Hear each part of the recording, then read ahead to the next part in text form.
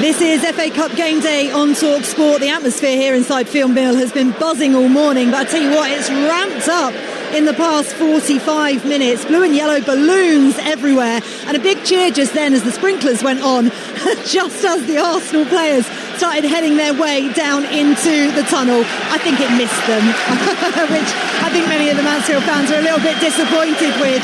Huge rounds of applause for their players as they head in for their final preparations. Kickoff is in around 15 minutes time. Darren Bent and Jim Proudfoot have taken their places up in the commentary position. I'm still pitch side. The noise in here, as you can hear, is absolutely deafening, and it's only going to ramp up when the players walk out of the tunnel in around 10 minutes time. Really excited about this one.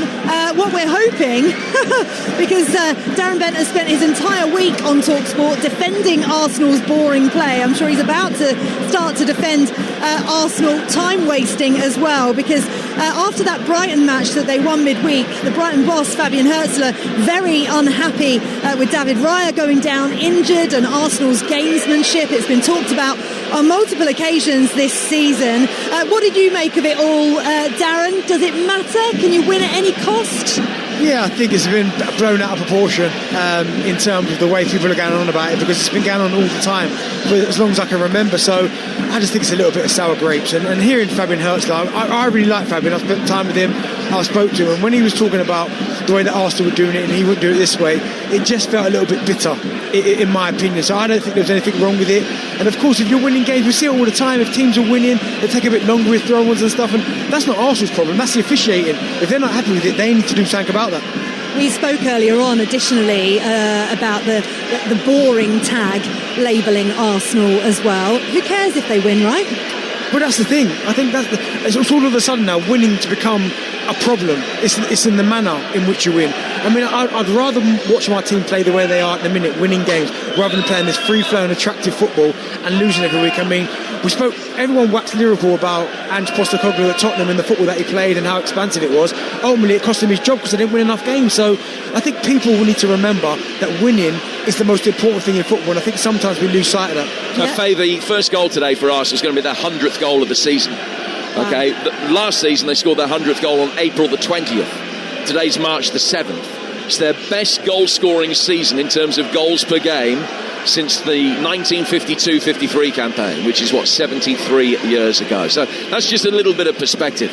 They're a tough watch, there's no doubt about that. I was at Brighton the other night, and I was surprised that they were so pragmatic. But when it comes down to it, Mikel Arteta has constantly been judged on the fact that he hasn't delivered silverware since that FA Cup back in 2020.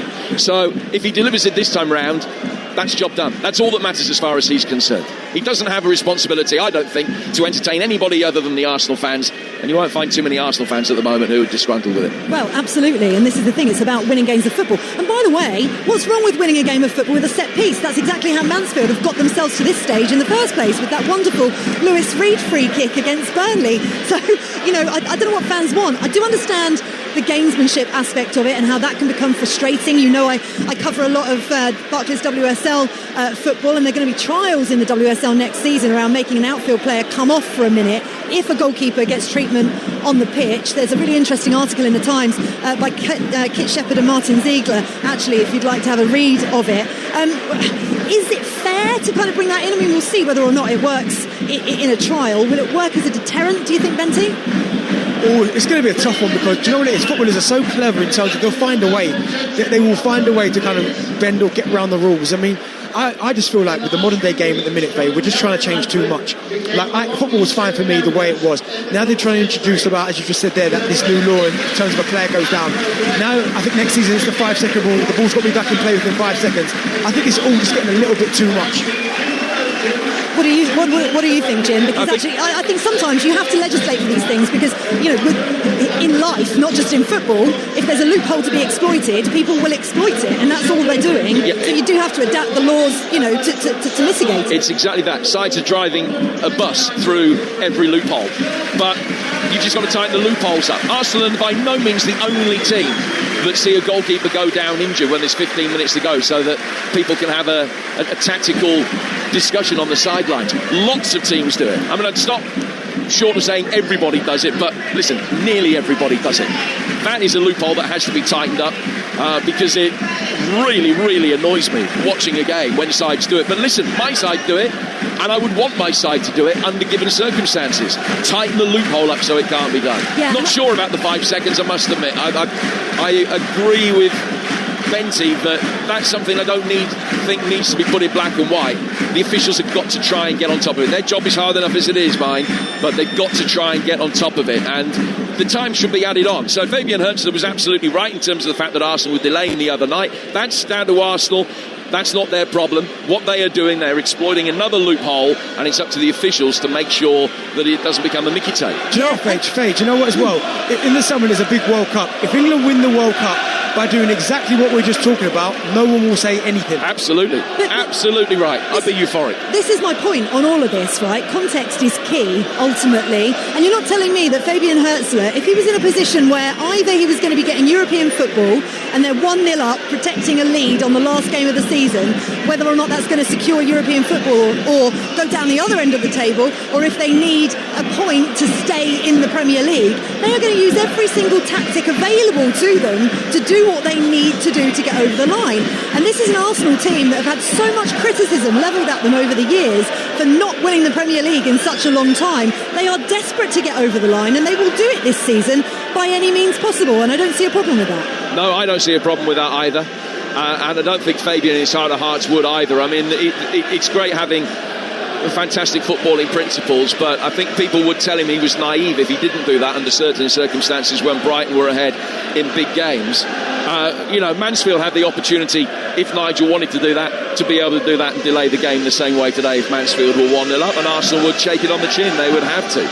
The one thing I would say is a caveat to all of this, and just going back to the epithet of boring Arsenal, my worry as an Arsenal fan would be that whilst they're 7 points clear and Manchester City are erratic, I don't think Arsenal are actually at the moment producing the kind of performance that week in, week out is going to see them win every game to be able to get them over the line necessarily. I thought that they were poor in an attacking context at Brighton. I've been more worried about that than any of the outside noise. Yeah, I see what you mean. I'm actually just got my eye on Martin Keown as we speak. Arsenal invincible with a flat cap on today, and he was speaking to Benty earlier on, pretty much the only two friends on the station currently being gunned at by anti-Gunners fans at the minute.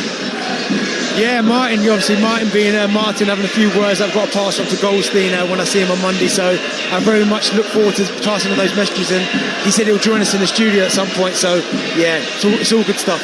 It's all good stuff, and you can obviously hear him every Monday on with Jim and Simon on Talksport as well between 10 and 1. He's got his flat cap on today, and actually the tweed is out, and all the flat caps are on next week.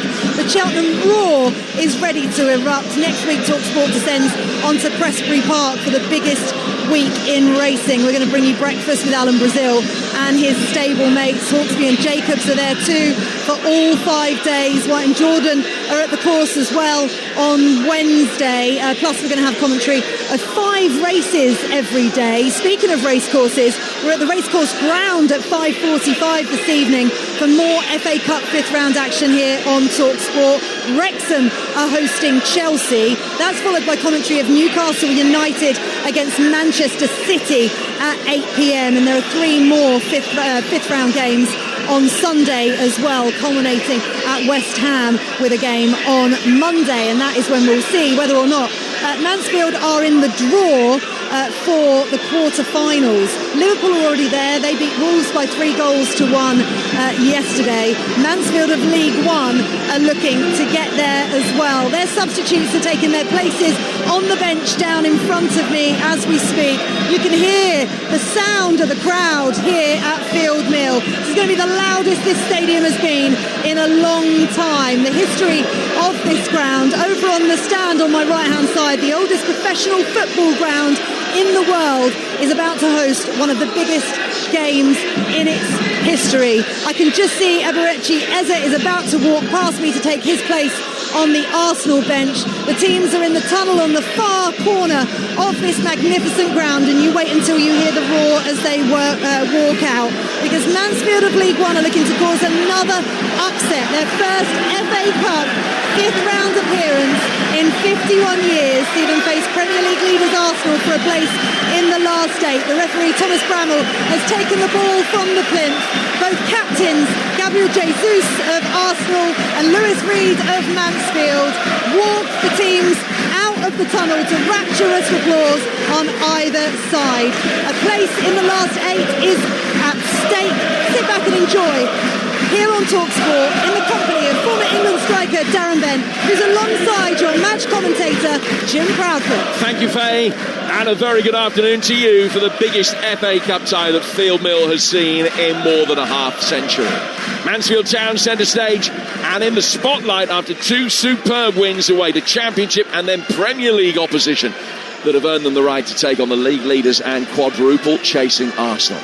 Last time they made it through to the round of 16 was back in 1975 under the leadership of the exuberant and much missed Scotsman Dave Smith, when as runaway leaders of Division 4 they hosted a Carlisle side who were fighting relegation in their only top flight campaign. It was the only home defeat that Mansfield suffered all season. Well, the intervening 50-odd years have been the same for the Stags as many of their ilk, flip-flopping between Leagues 1 and 2, little excursion into non-league, but back out the other side with far superior leadership. There were days when days like this seemed a mile off, but this is their moment. And Arsenal hope it's theirs too. Never before have they been chasing the quadruple in March. This is the month where their League Cup fate will materialise, where they've won the first 2 of 3 crucial league encounters whilst others have stumbled, and where the hopes in 2 other cup competitions will escalate or evaporate. There is more than one eye on Leverkusen with a team that has been picked today. Some, of course, will offer a cautionary note that Liverpool's own quadruple hopes went west in similar circumstances in the West Country last season when the reserves lost at Plymouth in the FA Cup. But the Gunners have named 8 internationals in their much-changed team, and it'll make headlines across the footballing world if they are eliminated on Mansfield's day of days. This is how Mansfield line up. Liam Roberts, who was sent off in the 5th round of the FA Cup last season whilst playing for Millwall, he's in goal. Aikins, Noyle, Oshilaja, Blake Tracy and McLaughlin the back 5. Russell, Reed and young midfielder George Abbott, who's on loan from Tottenham in midfield, and then Roberts in support of Rhys Oakes up front. Arsenal, Kepa Balaga in goal.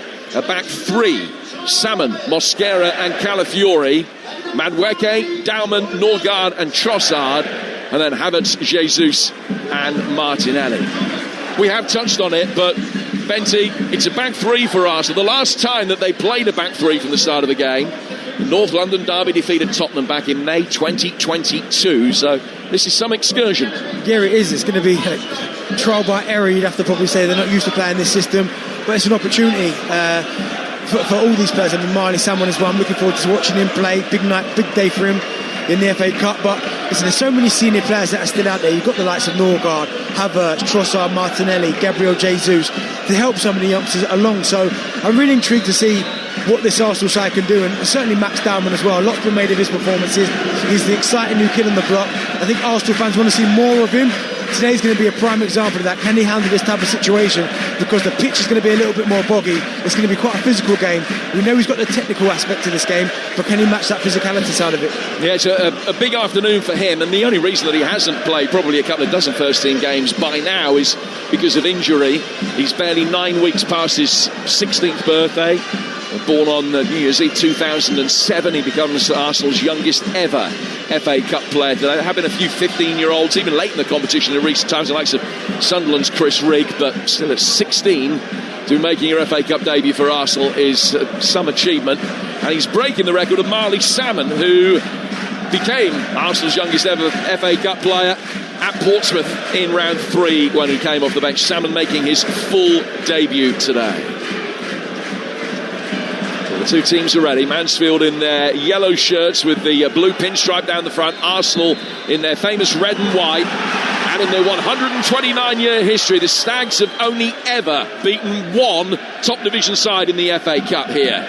The famous late 60s night when the West Ham side, including Bonds and Peters, Moore, Brooking and Hurst, were dispatched 3-0. They still talk about it here now. Mansfield eyeing the sequel, Arsenal eyeing the quadruple.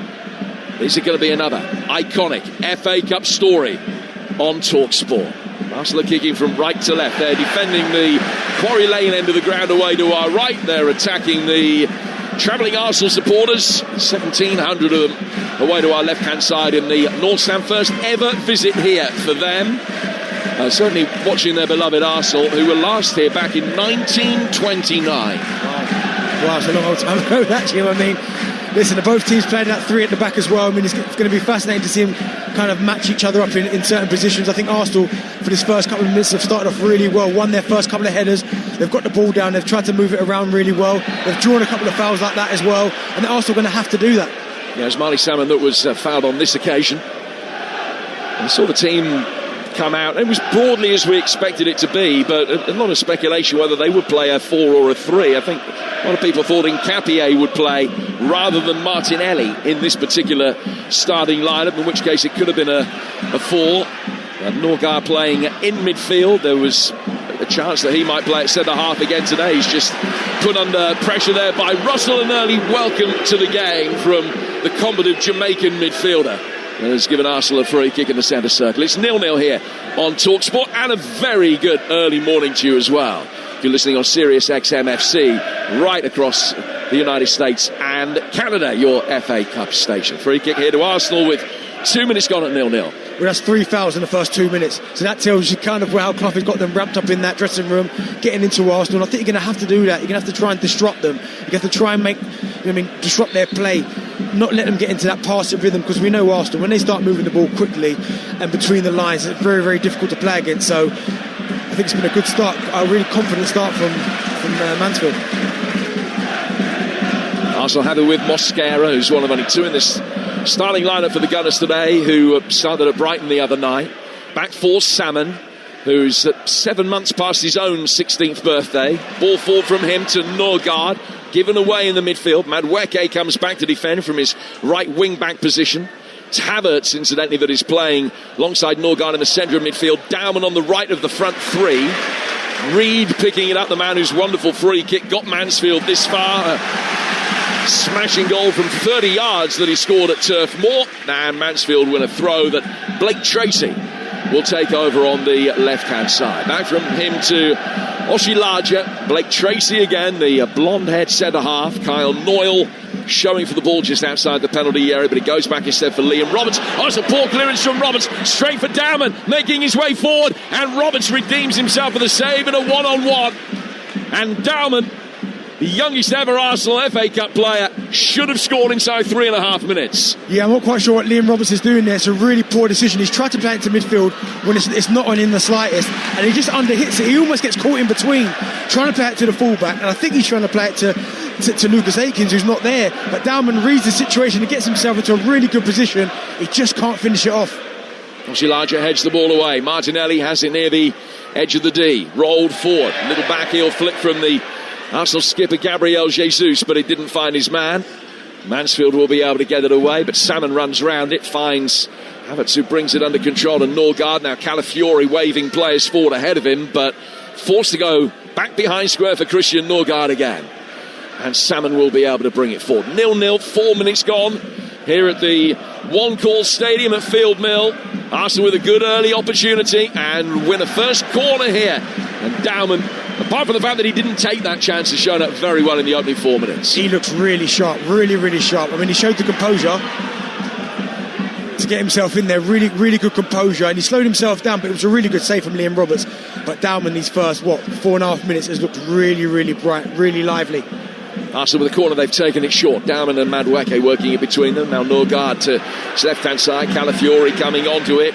Couldn't get it onto his left foot to get a shot in, but he can find Mosquera, whose dipping effort clears the bar. It took a deflection. That put spin on it and made it dip more quickly, but it still cleared Liam Roberts' bar and goes out for another corner. Yeah, I think it was John Russell got himself out there and just made the block at the vital moment, because it was a good strike from Mosquera on the D on the edge of the box, and it looks like it's heading in, and at the last minute there, John Russell manages to get I think it's his knee to it, and it just deflects over the goalkeeper. But this start from Arsenal's been fast. This is when you come to FA Cup ties like this, where it's going to be hostile, the pitch isn't great, you have to start really well. You have to match the physicality and the mentality, and Arsenal have done that. So the first corner taken short on the right. This one is going to be delivered directly in from the left by Leandro Trossard. Calafiori is trying to get free around the penalty spot. There's plenty of holding going on there. Trossard gives the signal, now pings it in towards the edge of the 6-yard box. It's off the top of a Mansfield head from McLaughlin. Dowman then comes onto it and hits a slightly miscued effort which deflects. Mansfield hammer it away. Kepa Arrizabalaga perhaps saw that coming, because his advanced starting position enabled him to clear. Then Akins wins the seconds and is bundled over by Calafiori to give Mansfield a free kick that they've taken quickly for Reed. Reed into Russell, back for Oshilaja, and out to Blake Tracy on the left of the Mansfield back three. 6 gone 0-0. Yeah, I mean, it takes a lot for Calafiori to stop Lucas Akins. I played with Lucas, he is powerful. So the fact that Calafiori managed to put him on the ground takes some doing. But again, you're going to have to do that. You're going to have to match them. And it was a good play from them, Mansfield there. They cleared their lines really well, got into a good area. It was just that cynical foul from Calafiori. Blake Tracy taking the ball back inside his own half and then working it forward here for Louis Reed. Reed, who once played in a League Cup semi-final for Nigel Clough at Sheffield United, a thrilling game in a snowstorm against Spurs, probably more than 10-12 years ago now. That was right at the start of his career. He's played extensively under Clough since and is his captain in the heart of the midfield. Mosquera comes forward inside the centre circle here for Arsenal. Trossard giving the instruction to turn.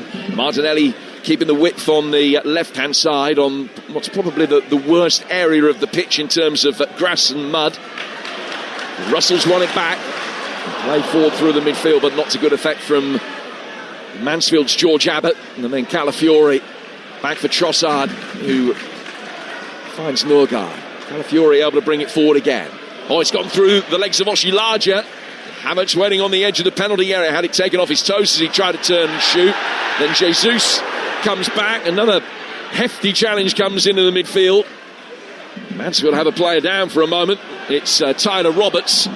The play goes on with a scoop ball over the top from Abbott, but that's just gone all the way through to Kepa Arrizabalaga away to our right-hand side. With 8 minutes gone here in North Nottinghamshire at 0-0. Long ball pinged forward from the back by Leandro Trossard, but cut out well by Blake Tracy. Now Kyle Noyle. He's playing the 350th game of his career today. Ball over the top. Oates emerges goal side of Calafiori with the ball. Italian complaining that there was a handball. The referee says play on.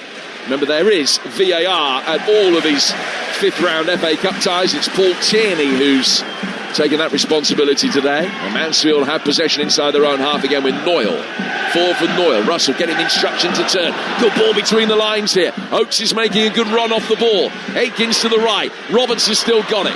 Trying to twist and turn. Can get into a shooting position. He's looped one towards the top left-hand corner. Probably actually just drifting wide. Had so much air underneath it. Arrizabalaga could come and make a comfortable catch. But it's 0-0. And the first side of goal goes the Stags' way. Yeah, really good play there from Tyler Roberts, because you could quite clearly see he was trying to generate a shot. He shifted onto his left from just outside the D, but he just closed up the gap, so he shifted it back onto his right. And I think by the time he had the effort on goal, there was not a lot of space, so he chose a clever option, which was to try and dink Kepa at his back post, which he tried. It was unlucky, but he got his position in right. But it's been a good start again from both teams. I just question of the footwear they're wearing, because a lot of players at the minute, they're losing their balance, slipping over at the vital times, they're trying to control it, and again, that's half the battle. Trossard able to emerge with the ball through that congested midfield area. Play it down towards Gabriel Martinelli. Martinelli running hard at Lucas Akins, who just takes him down towards the corner flag. And as soon as he tried to run Akins, Barron just shook his head at him. Here's Norgard. That's a lovely ball, slipped inside the area. Jesus, the angle's tight. Trossard, good save from Roberts. And Abbott will get it away. It's poor clearance, though. Falls to Mosquera. And actually, it was an outstanding save from Roberts that was academic, because the offside flag then comes up. But we've got Gabriel Jesus free for a moment inside the penalty area there. And Liam Roberts making an outstanding stop. Yeah, really good run there from Gabriel Jesus, just bending his run in between, I think it was Noel and Aliaja, just getting in there, and he got to the byline, and it was a good ball across, and Trossard from there would back himself to score a goal. But again, another fantastic save from Liam Roberts, that's 2 now that he's made, and I think he's going to have that type of game if Mansfield are going to get anything from this game today. He's wearing kind of camouflage goalkeeping garb as well. Roberts away to our left-hand side.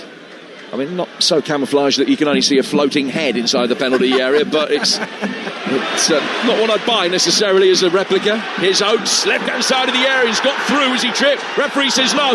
Calafiori gets a foot on the cross. It's Reed through a crowd, but Aretha Malaga, who's already down, could clutch the ball gratefully into his body. Good play there from Mansfield again. And Abbott has turned over possession after good work from Noyle. Oates into the penalty area. Right-footed effort.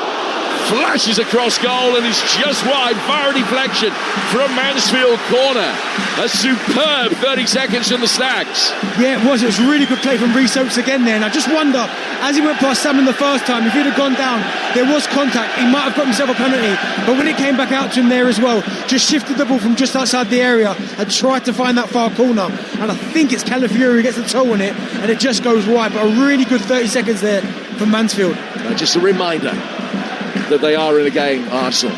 George Abbott to take this corner, wearing 40, the dark-haired midfielder, one of 2 on loan at Mansfield from Spurs at the moment. The other Iro is on the bench. Ball comes in. Blake Tracy tries to get in there. It's dug clear by Havertz, and his clearance hits a Mansfield player and ricochets over the bar.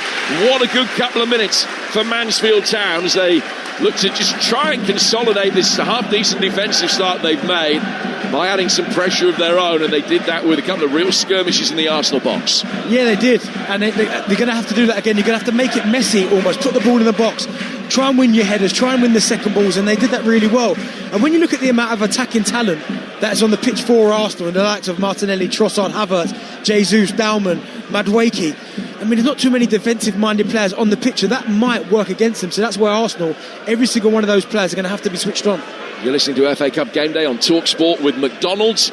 Order delivery on the McDonald's app from 11 a.m, 18 plus. Fees apply to delivery orders, subject to availability. Price may vary. Reed with a lovely long diagonal ball. Actually didn't quite get the angle right, but Salmon's defensive header still saw it fall for Tyler Roberts, who's pinged one in from distance. Aretha Malaga looking nervously over his left shoulder. He knew that if that was on target towards the bottom right-hand corner, he wasn't going to get there, but it went about a yard wide. Yeah, good play from Tyler Roberts there. Picked up a nice pocket of space about 10 yards outside the box as well. And you can see what he's trying to go for. He's not trying to smash it. He's trying to that inside instep where the ball moves a little bit. He wobbles it. And Pepper looked comfortable, but for me, I'm the same as you, Jim. I think if that hits the target, I think that causes him a problem. Tyler Roberts, the only player in this Mansfield side who's ever featured against Arsenal in the past. He's got more than 50 Premier League games behind him. He's never scored or indeed avoided defeat in his career against Arsenal, though. It's a lovely turn by Oates on the right. He's got away from Trossard. Ball inside the penalty area for Tyler Roberts. Back from Roberts to Oates again, and Arsenal should be able to clear it with Dowman. The 16-year-old brings it forward, tries to ride the challenge of Reed, who, having had the free kick go against him, just says that he stood his ground, nothing more than that. But there is a free kick to Arsenal about 15 yards inside their own half. Arteta calls Gabriel Jesus over and is just going to have a word with him. It just gives out a little bit of instruction, but that's been a good 3 or 4 minute spell from Mansfield Town. Yeah, and that's a good foul from Louis Reed, but it's Louis Reed as well, because if Max Dowman goes past him, he's got an overload on that right hand side with the likes of Havertz and Madueke, and it's a 2v1 in that situation. So I think for the good of the team, you had to make that foul. And again, Max Dowman, he started off really, really sharp. But Mansfield, the last couple of minutes, as you've said there, Jim, are really growing into the game, and it almost feels like they've taken confidence from that. Well, their round 4 win against Burnley was their first over a top flight team in the FA Cup since they beat West Ham here in 1969. They've lost the previous 5 of those games here, and in fact those wins against the Hammers in 69 and Burnley last month, the only FA Cup wins they've ever had in their history against teams from the top division. Got to the quarters once. Now they lost to Leicester here in a game in 1969 in front of 23,500. The crowd today about half that, packed in though, and 0-0 Many of them enjoying what they've seen so far in the early stages, with opportunities in front of goal for both teams.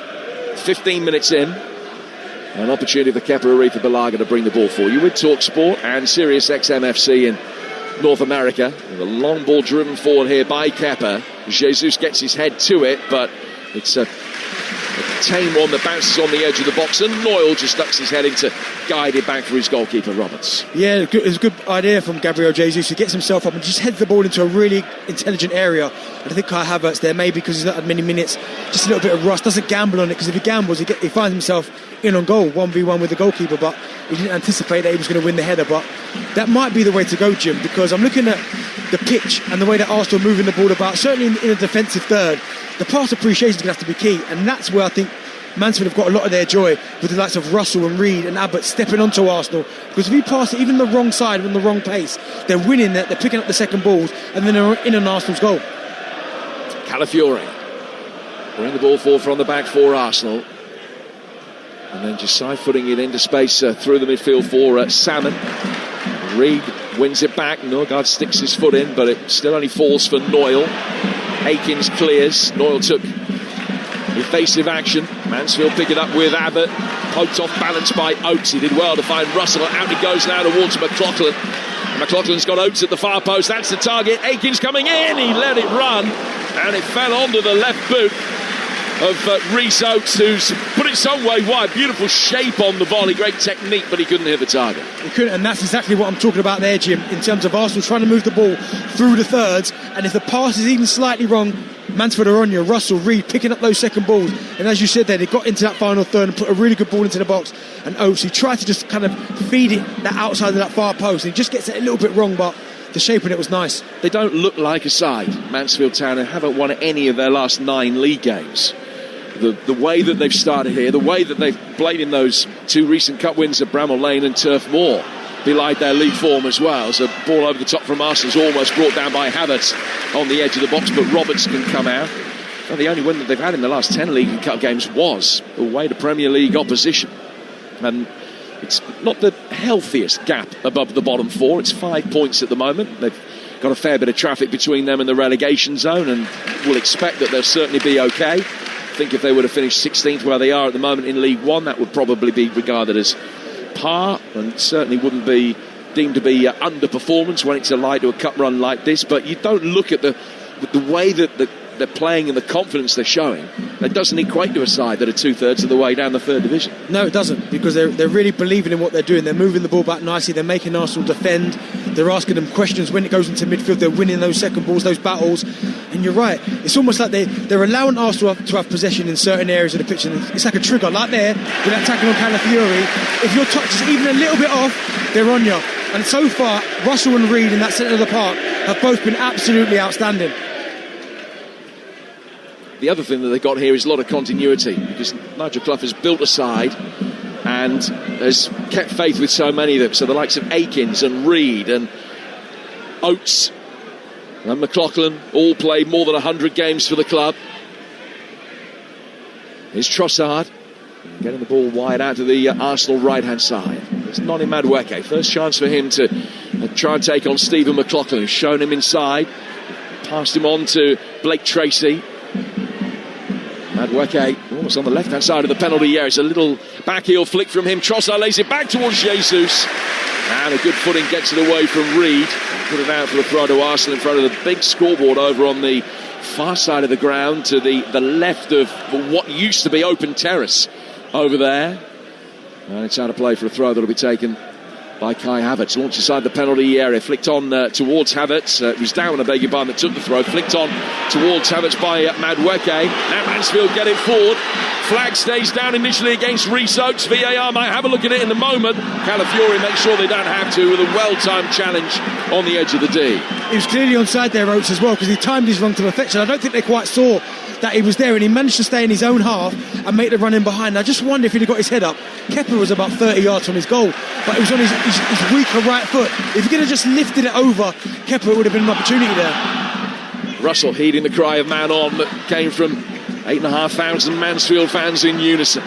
Akins bringing it forward. The daddy of this team at the age of 37. Man who played more than 300 games for Burton. and talks about the 10 that he played alongside Darren Bent as being the real pick of the bunch. He's too kind. Or something. Blake Tracy working it forward. McLaughlin, left-hand side of the penalty area.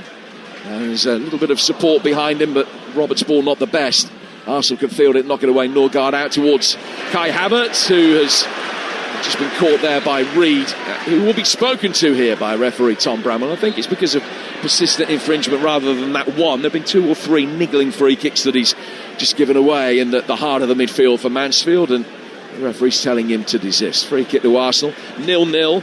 We've got a choice of live listening for you right now as well over on Talksport 2. Big game in the top 6 of the Championship. Hull taking on Millwall, still goalless in the very early stages, but it's on Talksport 2, and if you've got the app, all you've got to do is go down to the live games tab, the bottom right hand corner of the home screen, and you'll be able to navigate to all of our live action. You'll also see a list there of all the games that we've got coming up, including 2 more today in this competition.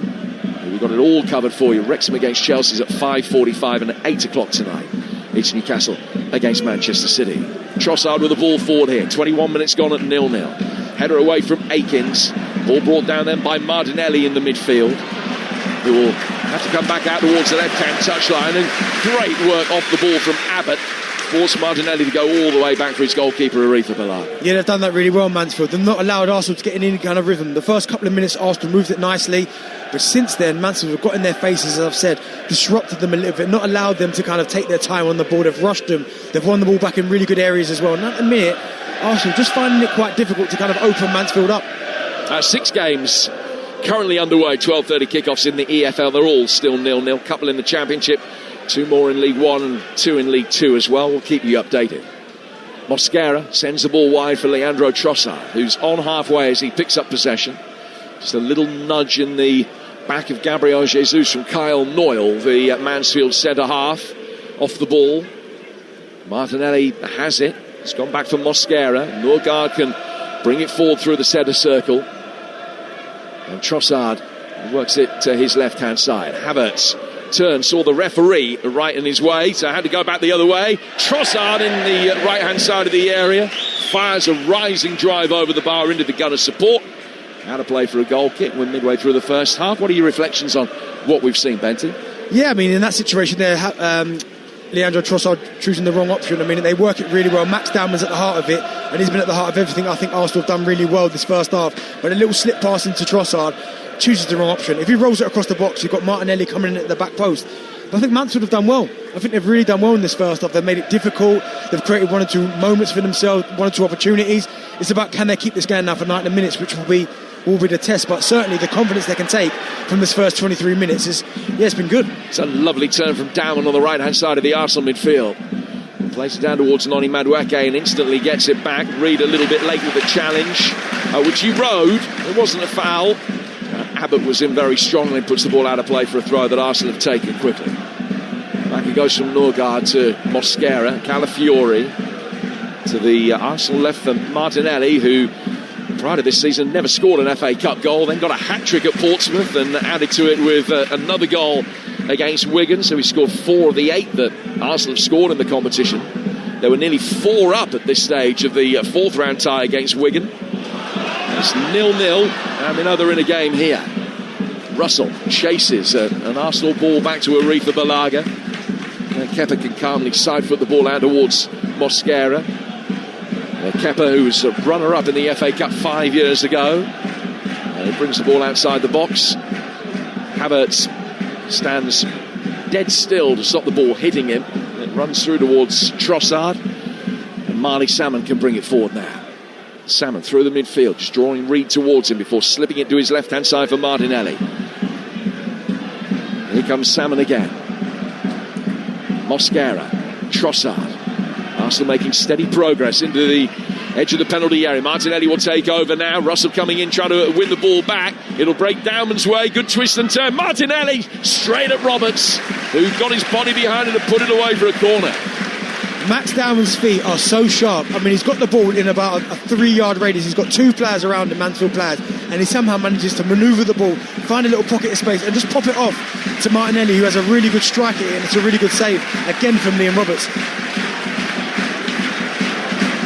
The referee spotted an infringement, and the play's going to restart not with the corner but with a Mansfield free kick. It's so easy to see what the hype is about with Dowman, and it's easy to get caught up when a player comes off the conveyor belt at any club and all of a sudden is thrown into first team action as young as Dowman has been. It's easy to just say, oh, he's fantastic, he's going to be this, he's going to be that, but Dowman perhaps looks as though he's got more chance than many of being able to live up to the hype of a player that broke in as a 15-year-old. Absolutely, because games like this, Jim, are difficult. FA Cup tie, the pitch ain't the best, you can't quite get the ball under control, it's difficult, and he's getting the ball under control, he's playing with a freedom, a confidence. So yeah, I think so far he's been Arsenal's best player for me. And he's got it again here, and it's fouled by Abbott. It was just too good for the Mansfield man. Free kick taken from the wrong place by Christian Norgard. He's going to have to spot it down, at least within 5 yards of where the foul took place. Takes it back, everybody happy, and the side foots it through the midfield towards Havertz. Had a few defeats to championship sides in the recent past. Arsenal lost to Blackburn. They had the couple of losses, one as the FA Cup holders to Forest. Long time since they've lost to a side from the third tier. Here's Martinelli, pulled back here towards the edge of the penalty area. It's Trossard to Dowman to Noni Madueke, taking on McLaughlin, and then he checks back. Still can't get the ball in. The veteran defender stops that, and then Blake Tracy had to make sure they didn't lead with his arm in getting that one away for a corner. Remember, there is VAR. A lot of these Mansfield players probably have never played in a game with VAR before. He leant into that. The Arsenal fans behind the goal immediately appealing for a penalty. The initial on-field decision is corner. Yeah, I think it was quite close proximity as well, but Noni Madueke doing really well there on that right hand side, just standing the defender up, Blake Tracy, and just trying to shift it half a yard to get that cross in, and I think it would have been harsh if that was given. The check is complete. It is going to be a corner. Arsenal's third. 27 gone 0-0. The goalkeeper comes and beats it away, and it'll fall for Dowman through a crowd, but not through all of them. Comes back to him near the edge of the penalty area. Clever backheel flick. Goes out towards Madueke, rolls his studs over the top of the ball. Taking on Noyle, looks as though he can beat him. Chips it eventually straight into the side netting. The initial corner, though, was an absolute beast. He came into the near post, and Roberts scrambling quickly. Very grateful just to be able to get something on it to stop it creeping in there. Yeah, it was, really good delivery there from Noni Madueke, and then it drops to Dowman, who has a shot, and it's blocked again. When that little incident there, when it came back out to Noni Madueke, he creates the half yard on his stronger left foot. Just deliver a cross. You've got Mosquera in there, Calafiori, Gabriel Jesus. The moment you try and move it again and get another cross in, it just disrupts everything. So, but also again, the last 5 minutes have started to take control of this game, started to move them more quickly, and that Max Dowman's having more of a say in this game. Lovely vista from this main stand here at the One Call Stadium, where you can see right across the town, away to our right-hand side, housing estate goes up the hill at the southern end of the ground. The skyline of the town over on the far side. As Russell plays it into the left-hand side of the penalty area. McLaughlin on the overlap, clipping it in. Calafiori out for Reed. He's going wide. It hit Abbott. That kept it in play for Mansfield. And then falls Dowman's way. Great strength from him as well to be able to hold off the challenge of Oshilaja.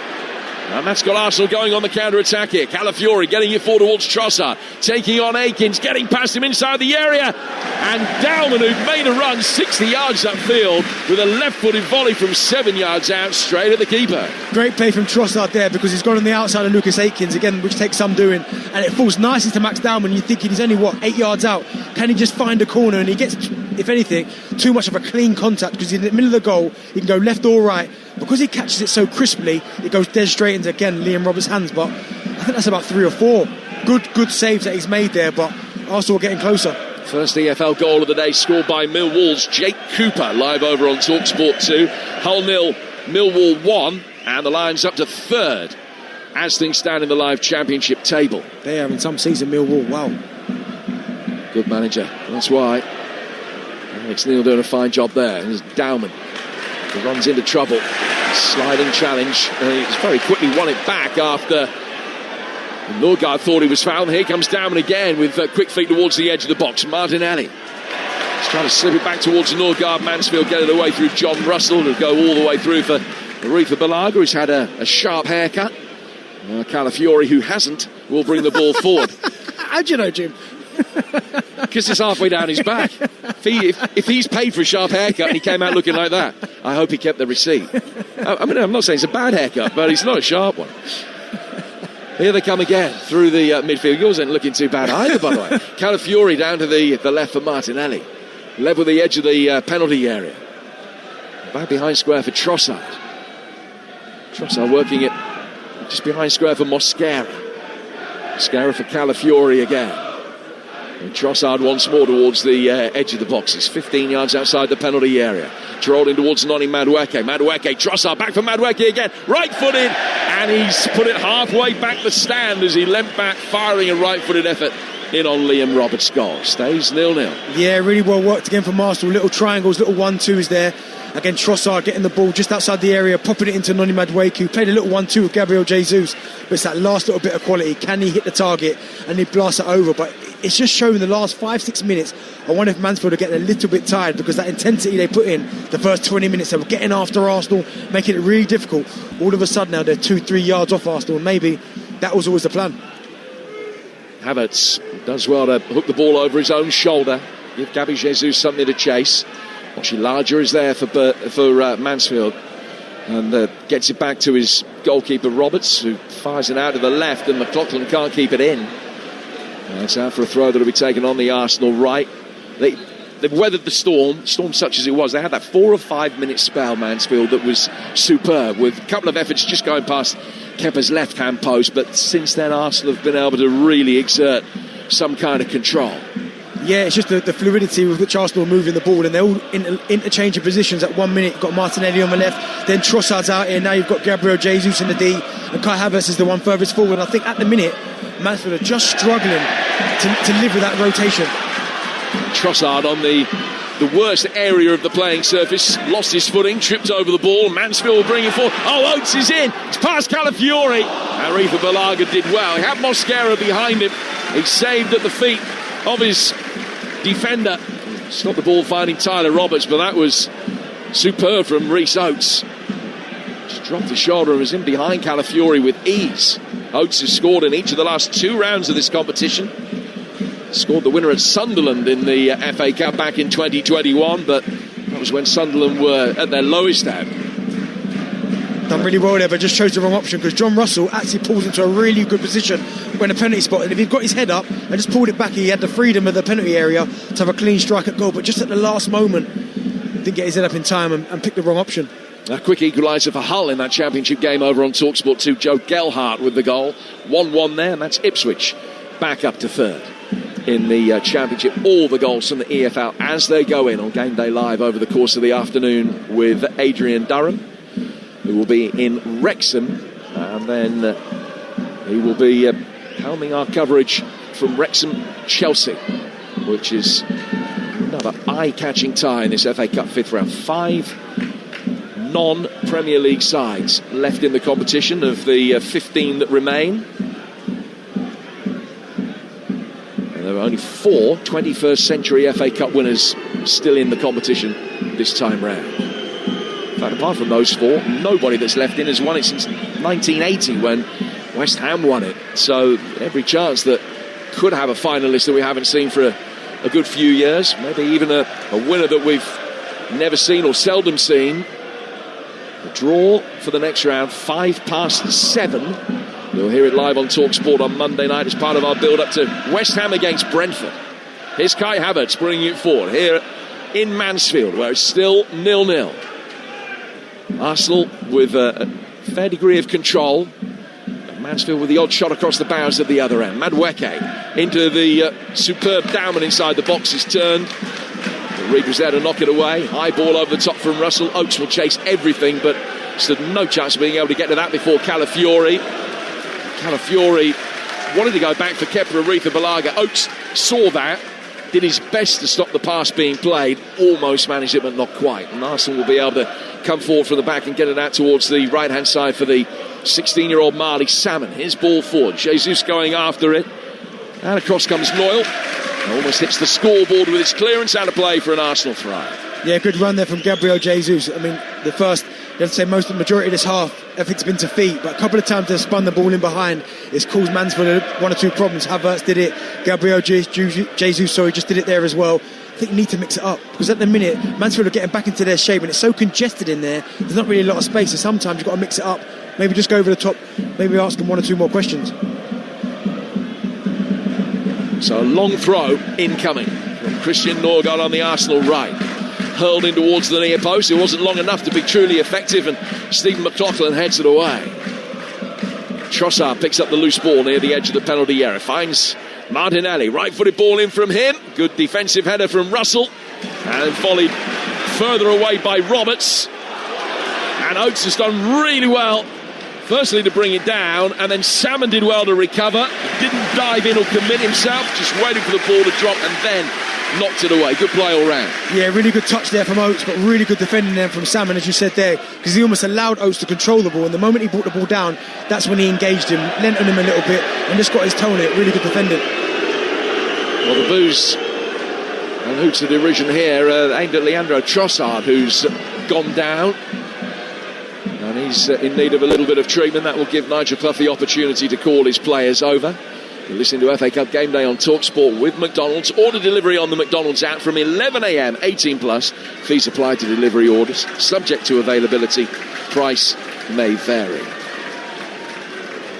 Now Mikel Arteta has called his over as well. What's the gist of the message from Arteta, do you think, at the moment, Benton? I'd probably say move the ball quicker. I mean, they're trying to do that, but getting to a point and then they're slowing it right down, and they're allowing Mansfield to get themselves back into shape. But the moment they've moved it quickly and they've got the ball out wide to Madueke or Martinelli, or when Trossard's been out here, is when they've managed to cause them more problems. Someone's gone inside and you've had someone doing the overlap run, they've got to the byline, but at the wrong moment, it's been the wrong finish, the wrong option, the wrong pass. That's what it's been so far, because they've had two or three really good opportunities that one of them should have gone in.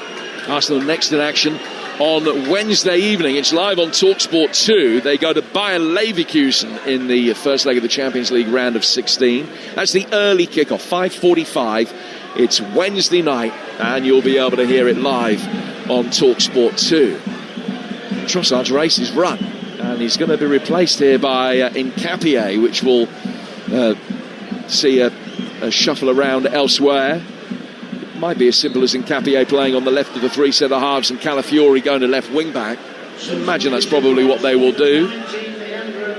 But that's a blow. At this stage of the season, when you're chasing on all fronts, and it's Arsenal's 45th, 46th game of the campaign, you just don't need niggling injuries when the games are coming as thick and fast as they are. No, you don't, and that's why I'm pretty sure Mikel Arteta will probably like this game to be almost done and dusted on 60 minutes, maybe get a couple of goals up, and then he can start taking players off, because as you said there, Leandro Trossard is probably going to play a big part towards now and the end of the season, and the last thing he wants to do is pick up more injuries in this game, so he's going to have to be mindful of that. Just joining us, Arsenal leaving the likes of Raya and Rice and Gabriel and Zubimendi at home today. They haven't travelled at all. There's no William Saliba's never likely to be after he sat out the Premier League game on Wednesday because of a slight knock. So he's not here either. Nor is Martin Ødegaard. Tyler Roberts straight in the face of Kepa Arrizabalaga as the ball was played back to the Arsenal goalkeeper. His hasty clearance, played the percentages, went straight out of the left-hand touchline. Then when Arsenal clear through Capie, he's passed it straight to Reed. Forced to come back and concede a corner. Mansfield's second of the day. Arsenal causing their own problems again. Rather than just clearing their lines and everyone getting up the pitch, they're trying to be too precise, trying to play little triangle passes in and around your own box. You can't do that, especially the way Mansfield have pressed this first half. Sometimes you've got to get your head down, get the ball up the pitch, and then everyone squeeze up and you start playing in Mansfield's half. Arsenal caused their own problems in this situation when they've tried to be too cute and too clever, playing the ball out from the back. Great at attacking set pieces, as might have been mentioned once or twice over the course of the season. Not always brilliant at defending them. Abbott's ball in is half cleared, and Dowman can nudge it away. The counter-attack could be on. It would have been with a better ball from Kai Havertz, but he couldn't find Noni Madueke. Mansfield then turned it forward quickly with McLaughlin, but it goes straight through for Kepa Arrizabalaga. Bowls it out, and now it comes down to the left-hand side. Calafiori can bring it forward. Calafiori's 15 yards outside the penalty area. Back from him to Christian Norgard. It might suit Arsenal this, with Nkapie left back left of the three and Calafiori on the left side as well, because it gives them more balance. I think at times it was a little bit lopsided. Shot from distance from Madueke. Roberts gets it away. Comes out for Martinelli, left-hand side of the box. Left-footed effort, screaming goal from Noni Madueke, who's curved it into the top right-hand corner. His initial shot parried by Roberts, recycled by Martinelli, and Madueke took a step onto it on the edge of the penalty area and passed it with vicious swerve into the top right-hand corner. It's Mansfield 0, Arsenal 1.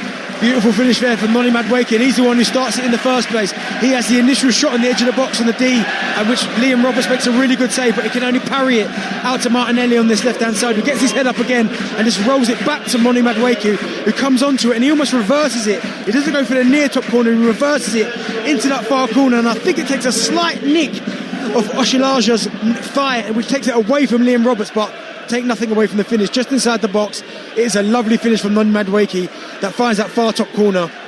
Great finish. Superb strike by Noni Madueke, who missed an FA Cup penalty at Portsmouth in round 3, but he scored a beautiful goal here to give Arsenal the lead. It's his 7th goal of the campaign. A great reaction from the Mansfield supporters as well, with almost a standing ovation for their side for what they've achieved so far, and just a rallying call for them to get back into the game. So 1-0 to Arsenal here in Mansfield, 1-0 at the City Ground as well. Who've got their noses in front there? Angelina? It's England 1, Iceland 0, a goal for Lucy Bronze. Her teammate Lauren James cuts the ball back from the byline to Bronze on the edge of the 6-yard box, and she heads it into the top corner with some real power on her 145th England appearance. England 1, Iceland 0. Just the 145 international caps. Wow. A wonderful achievement of Lucy Bronze, and she scored the goal. 1-0 there. Here's Madueke looking for a second. Couldn't quite find it as the ball drifted over his right shoulder, and he's fired wide of the near post. I wonder whether Arsenal are going to have a very quick double strike, as Liverpool did at Wolves in our commentary game last night. Having taken the lead, the second goal followed within about 70 seconds or so. Madueke not too far away from being able to replicate that. It's 1-0 to Arsenal. And that's the run, Jim, I was talking about. Not everything has to be to feet. Madueke goes to feet and then he spins in behind, and that's been causing Mansfield, especially when you play a 3 as well. Madueke playing in that right wing back situation. If he can make that run from right to left inside between the two centre halves, you'll get in every single time, and Arsenal haven't done that enough, because if they do, they'll find themselves getting in more than not. Now that goal from Noni Madueke, the 100th Arsenal goal of the season. And they've only conceded 30. Just to reiterate, it's the 3rd successive season that Arsenal have got to 100 in League and Cup. They've never done it as quickly as this, and they've done it 6 weeks quicker than they did it last year. I'll tell you what, 100 set plays, wow. Must be So you're allowed to say that. If I said that, I'd get vilified, but honestly, it doesn't matter. It does not matter. I don't think. I can see both sides of the argument, but for me, it doesn't matter. 100 goals, however they've come, is 100 goals. It's John Russell for Mansfield. Tyler Roberts with a beautiful turn. Options either side of him. Out towards McLaughlin. There's a real high ball in from McLaughlin. Did it curve out of play? Yes, it did. The assistant referee near side, Con Hadsidakis, has his flag up. And it's out of play for a goal kick that Aretha Balaga, you would assume, will be in no hurry to take. It's 1-0 to the Arsenal with about a minute or so to go to half-time. There'll be a couple of minutes to be added on because of the problem for Leandro Trossard, which resulted in his early withdrawal. Mosquera taking a goal kick short to Aretha Balaga. He rolls the ball towards the penalty spot. Oates comes and put him under a little bit of pressure. Now to come down towards the left-hand side for Nkapia. So Mansfield trailing, but remember they trailed at Burnley in the last round and came back to win, with Oates scoring an equaliser before Reed's brilliant free kick. Got them over the line.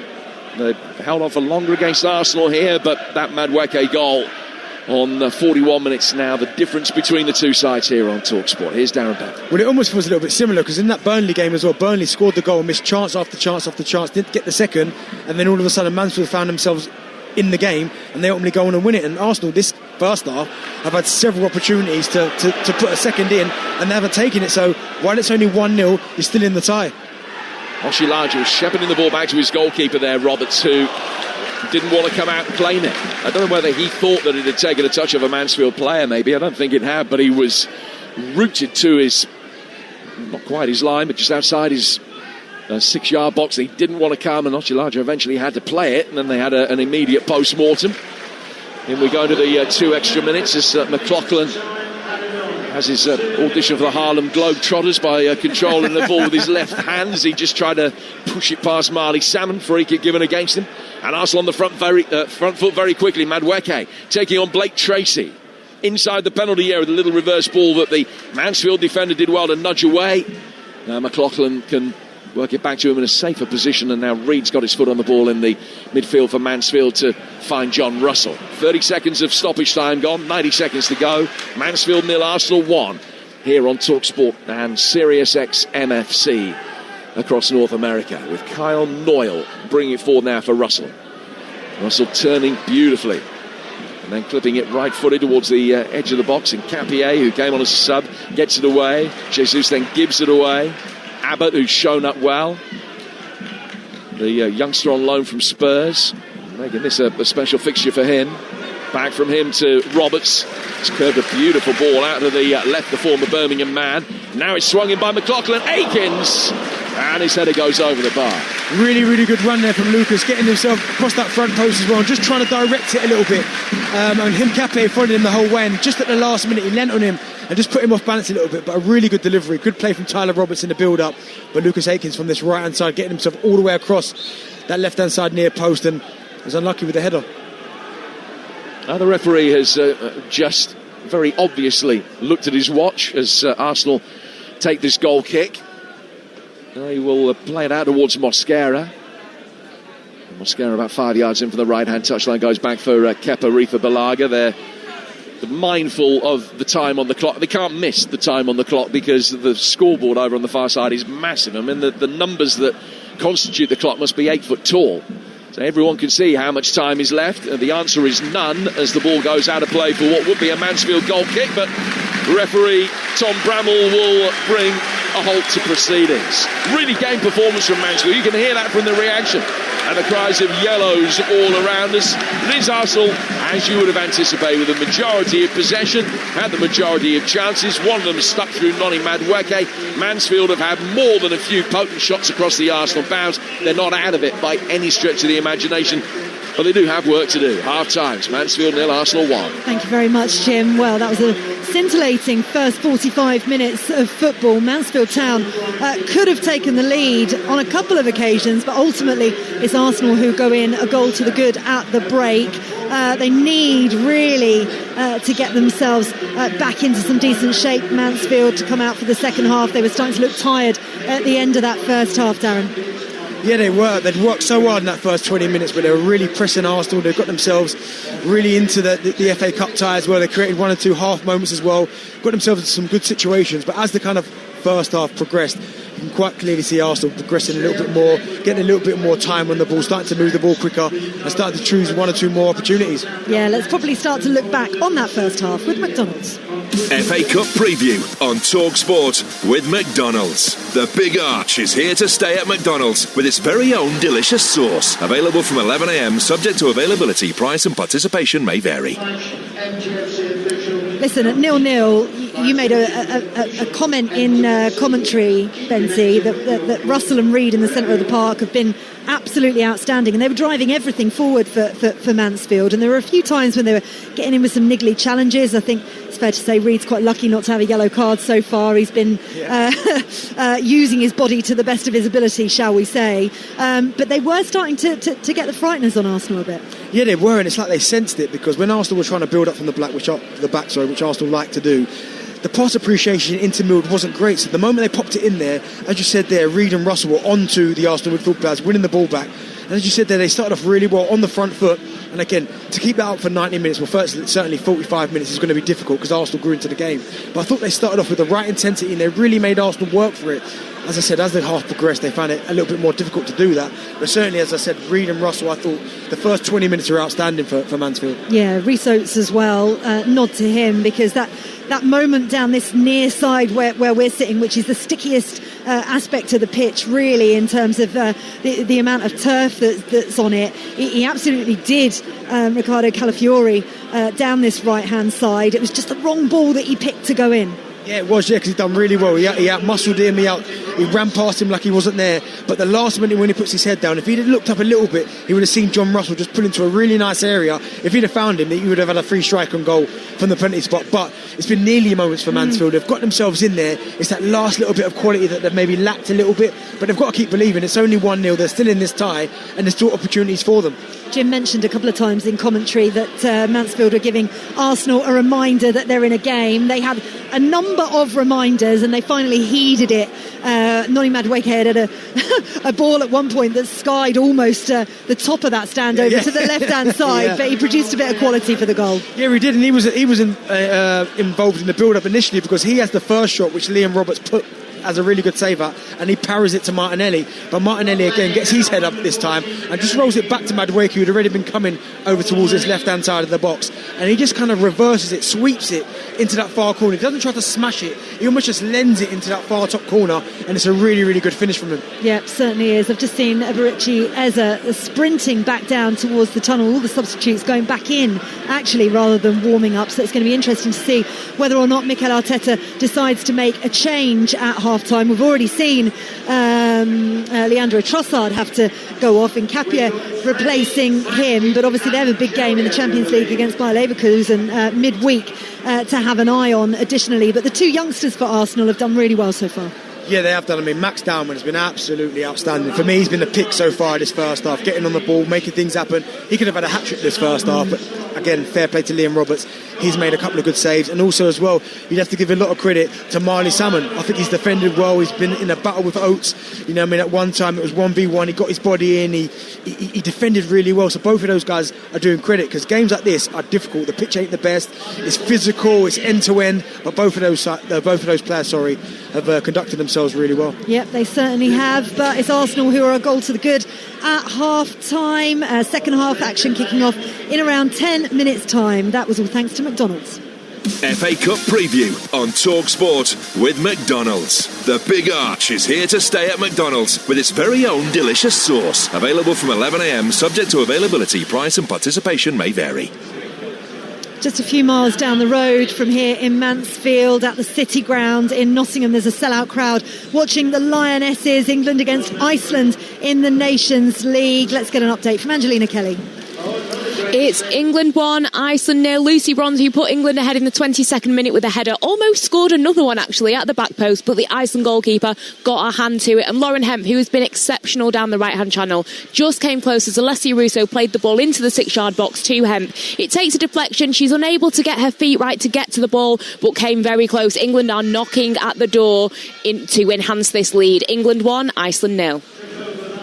Now, to mark International Women's Day, Talksport's produced a special panel show offering a practical guide to being a woman in sports media. Shabana Hearn, Angelina Kelly and Adrian Durham are going to have tips, advice and discussion on careers in sports broadcasting or in production. You can watch the programme on Talksport's Women's Football YouTube channel. You're listening to FA Cup Game Day on Talksport with McDonald's. Order delivery on the McDonald's app from 11 a.m, 18 plus. Fees apply to delivery orders, subject to availability. Price may vary. Second half of Mansfield Arsenal in the 5th round of the FA Cup. Coming next. Welcome to Paris Pizzeria. Your blind date is already at the table, and there she is. Cousin Brenda, what are you doing here? You're married anyway. Substitution brought to you by Paddy Power. Cousin Brenda makes way for Beth, the office crush. Oh, get in. You might not always pick the right starter, but your sub can still deliver. Because with Paddy's Super Sub, your bet rolls over to the player coming on. Paddy Power. Valid on selected leagues and markets only. Pre-match and in-play bets on qualifying player outcome selections only. T's and C's and exclusions apply. 18 plus, gambleaware.org. I'm Natasha, and this is my NHS story. I went to the GP because I'd found a lump in my breast, and the GP referred me to a CDC centre. It was just really welcoming from the moment I arrived. To just be reassured all in one day was fantastic. The government is opening new community diagnostic centres, with many already available 12 hours a day, 7 days a week, so the NHS can be there for all of us when we need it. Find your closest one at gov.uk/NHS Fit for the Future, available England-wide. Because you like spotting yellow cars before your kids do. Because you like to read the score on the screen, especially when you're winning. Because there's a Boots Opticians about 2 minutes from work. Because we have clinical experts and all the latest tech. Because your eyes deserve our ultimate eye test. Because we'll help you find your perfect style. Because of all these things, there's only one choice. Boots Opticians. See what's possible. Need anything from Tesco? Snacks and milk, love. How about discounts on holidays abroad? Don't forget fruit and veg for our school. Free nappies for premature babies. And a quiet hour in store to shop in peace. Can I get £2.50 cinema tickets on Tuesdays? We know you need more than just groceries from us. We do all this because every little helps. Need anything from Tesco? Oh yeah, do you mind if I get some... For further information, visit tescoplc.com/need anything from Tesco. Dear Tesco Mobile Club Card customer, we have some important news to share regarding your contract. It's not changing. Because with Club Card prices, your price stays frozen. So, unlike with some other networks, you'll have one less surprise bill to worry about. Yours helpfully, Tesco Mobile. It pays to be connected. P.S. Terms at tescomobile.com/frozen. Cheltenham 2026 on Talksport and Talksport 2. Morning festival, I'm thirsty and quite fun. Something for everyone at Cheltenham. The going's good for a full week, live from Cheltenham. Starts this Monday on Talksport and Talksport 2. This is FA Cup game day on Talksport. This is our second live commentary game of the fifth round. Liverpool are into the quarter-finals after a 3-1 win over Wolves last night. Here at Field Mill, Arsenal lead League One side Mansfield by 1-0 at half-time. We have 2 more games for you tonight, 3 tomorrow, and we complete the weekend with West Ham against Brentford on Monday night. And Monday is when the flat caps are on, the tweeds out as well, and the Cheltenham Roar is ready to erupt. Next week, TalkSport descends onto Prestbury Park for the biggest week in racing. Breakfast with Alan Brazil and his stablemates Ray Parler, Dean Saunders and Gabby Agbonlahor will be there throughout the week. They'll also have Harry Redknapp, unless he's in the Spurs dugout. He's hoping to win the Gold Cup, of course. Hawksby and Jacobs are there too for all 5 days, while White and Jordan are at the course on Wednesday. They're going to have Champions League winner John Obi Mikel with them. All that, plus commentary of 5 races every day. That is the Cheltenham Festival next week on TalkSport, and you do not want to miss it. Right, later on today, when we finish here, around about 2:30, depending whether or not this goes to extra time, which Mansfield, of course, will be hoping it does. Adrian Durham will be taking over from us, and over on TalkSport 2 we're going to have live commentary from Portman Road as Ipswich face Leicester City in the EFL Championship. Perry Groves is going to be on commentary duty for that, and of course, as an Arsenal fan and former Gooner himself, he has got a keen eye on this game here. How are you, Perry? I'm good, for yourself? Yeah, I'm really, really good, thank you. What have you made of this first half here before we look at your game? Do you know what? I think it's been a brilliant FA Cup tie. I'm actually enjoying seeing the Arsenal players have to play on a pitch that looks like it just had the Horse of the Year show on it, where there's bobbles, there's divots, there's like bare patches, whatever. And you can see that Arsenal ain't used to it, but their attitude's been really good. Do you know what I mean? Under Mikel Arteta, you're not going to have any players that go there that don't fancy it. But I have to say, I think Mansfield, not only have they defended really well in that first half, they've still been a threat on the counter-attack. They've kept Arsenal honest, with Oates and Roberts up front. They've had 11 shots, but they just haven't Mansfield haven't had that quality in around the 18-yard box, which Arsenal have.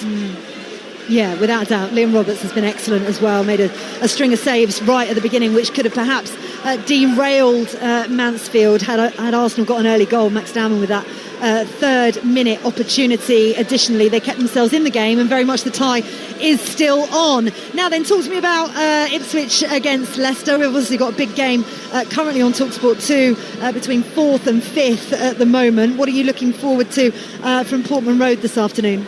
There's going to be a lot of pressure on both teams. Obviously, Ipswich, if they win, they could put pressure on Middlesbrough tomorrow, who play QPR, so Ipswich can jump up into second place, and Leicester are just in free fall at the minute. They had a couple of good results initially under Gary Rowett, got 2 good away draws at Stoke and Middlesbrough, so I think they couldn't handle the pressure at home, Leicester, against Norwich, where they got beat 2-0, so I think it might suit them being away from home. But if you look at Ipswich, they're just starting to hit form at the right time, Faye, because I'm beating the last 12 here at Portman Road in the Championship. They've won 9, drawn 3, and I'm looking forward to see the two Jacks, Jack Taylor and Jack Clark, play for Ipswich, because they're very fluid in the way they play and their movement. Yeah, they certainly are. And actually, at the beginning of the season, you would have expected Ipswich and Leicester to have been fighting for promotion. But as you say, Leicester in free fall. I mentioned that game between Hull and Millwall, 5th against 4th in the Championship. That's 1-1, by the way, currently. And it is so tight. Myself and Benty were talking about this earlier on, Perry, and you know how much I love the Championship as a league. It's my absolute favourite. It's always so tight, top and bottom, but particularly at the moment, really tight at the top, and so many teams can potentially get promotion. Yep, very much so, Faye. And what's happened with Leicester, and unfortunately you've suffered it with Luton, that the Championship finds you out. The Premier League finds you out maybe if you haven't got enough quality. The Championship finds you out if your attitude isn't right.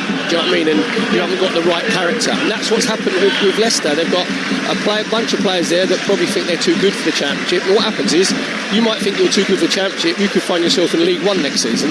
So that just shows you. Sorry to interrupt you, Perry, but the players came out earlier than I was expecting them. The Arsenal players first, Mansfield players there too. We've got very quick amount of time to head to Angelina Kelly at the City Ground, because it's half-time between the Lionesses and Iceland. England 1, Iceland 0. The Lionesses lead thanks to a Lucy Bronze header in the 22nd minute. They could be up by more with multiple chances from the impressive front three of Alessia Russo, Lauren Hemp and Lauren James, with Iceland not offering much of a response. Half-time, England 1, Iceland 0. The Arsenal players huddling over on the left-hand side. They've got a big 45 minutes to come if they want to make sure they see off this resurgent Mansfield side. They lead by a 0-0. Second half action coming live here on Talksport in the company of Darren Bent and Jim Proudfoot. And Mansfield are making a change ahead of the second half, and we're going to see Will Evans, who's got a little bit of FA Cup pedigree. He scored against Manchester United in the Cup a couple of years ago, and he was playing for Newport County. And the Welshman, who made his name with 25 goals for the Exiles a couple of seasons ago, has come on at the start of this second half. Just looking around, I think it's Tyler Roberts that he's replaced. No further change from Arsenal. Forced into one in the first 45 minutes. We're back underway. Arsenal in their famous red and white. They're kicking from left to right. And Mansfield kicking towards the north stand in the second half that houses the Arsenal supporters. Away to our left. And Mansfield in their dark yellow shirts with the blue pinstripes down the front and blue shorts. And the ball is in the hands of the 16-year-old Marley Salmon for Arsenal on his full debut for the club. He's taken the throw and won another one. Now it's Robertson goal for Mansfield. Akins, Noyle, Oshilaja, Blake Tracy and McLaughlin. And then a midfield three of Russell, Reid and Abbott, and two up front of Evans, who's come on alongside Oates. As George Abbott heads the ball through the midfield, it's returned by Nkapie and flicked on and straight out of play for another throw. Kepler Aretha Balaga in goal for Arsenal, Salmon, Mosquera and Calafiori. And Nkapie, I beg your pardon, then Madweke, Dowman, Norgard and Calafiori. And Havertz buzzing around, and Jesus and Martinelli in the front three. Also bringing the ball forward and having it in the heart of the midfield here with Norgard. Norgard 15 yards outside the penalty area. He's trying to roll it forward into the path of Dowman. It's going to break Martinelli's way. Stands up across. Retreating Abbott gets it away before it falls Kai Havertz's way. And then John Russell will clear and get it out of the Mansfield right. And now Oates. A chance for him to run it in Nkapie. And he's got Evans in the middle. Reid was arriving and the cross was clear. Comes back out for Oates again. Oates with 3 Arsenal players around him, great persistence and tenacity, but eventually trying to take on one too many. It's Kai Havertz that got it away, and Arsenal on the break have a 3 against 3 here. Jesus out towards Calafiori, and he gets a corner out of it off Kyle Newell, which probably was the best potential result there for Mansfield as they were retreating very quickly. Yeah, there was, and it was good play from Gabriel Jesus, but the movement ahead of him wasn't quite there. I mean, Max Dowman kind of drifted to this right-hand side. Martinelli almost ran from out to in, so it narrowed off the angle, so there was no real pass. And in the end, Calafiori busted, got 60-yard, and just tried to leave it on that left-hand side, and he tried to put it back into the box, but I think it's probably an opportunity missed for Arsenal. They do have the first corner of the second half. Martinelli's gone across to take it. And there are 7 in red and white inside the penalty area. Ball's worked short into Marley Salmon. Back from him to Dowman on the edge of the box. Left-footed, fires it in. Havertz couldn't quite get there, and it's headed behind by Blake Tracy for another corner. Yeah, good play there again. Max Dowman just leaving the ball into a really nice area, and I thought it was going to be Norgard that was going to get his head to it, and at the last minute it was really, really good defending. But it's quite clever what Mansfield are doing, because they're actually leaving 2 up from this corner, because usually everyone comes back. They've left 2.5 on the way line, which means Arsenal have got to bring 2 back as well. So I don't see why more teams don't do that. Now, Chelsea went to extremes, didn't they, in the League Cup, when Exactly. Liam Rosenior left 3 up just to try and vacate the penalty area and make it as less congested as possible. This corner worked short like the previous one was. Madueke has it on the right-hand side of the box. Taking on McLaughlin, gets to the byline, fires it in. Gabriel Jesus got his head to it, but didn't really get any purchase on it. John Russell clears. Martinelli, who was one of the 2 that stayed back for Arsenal, goes back to his goalkeeper, and Kepa Arrizabalaga plays it out to Nkapie.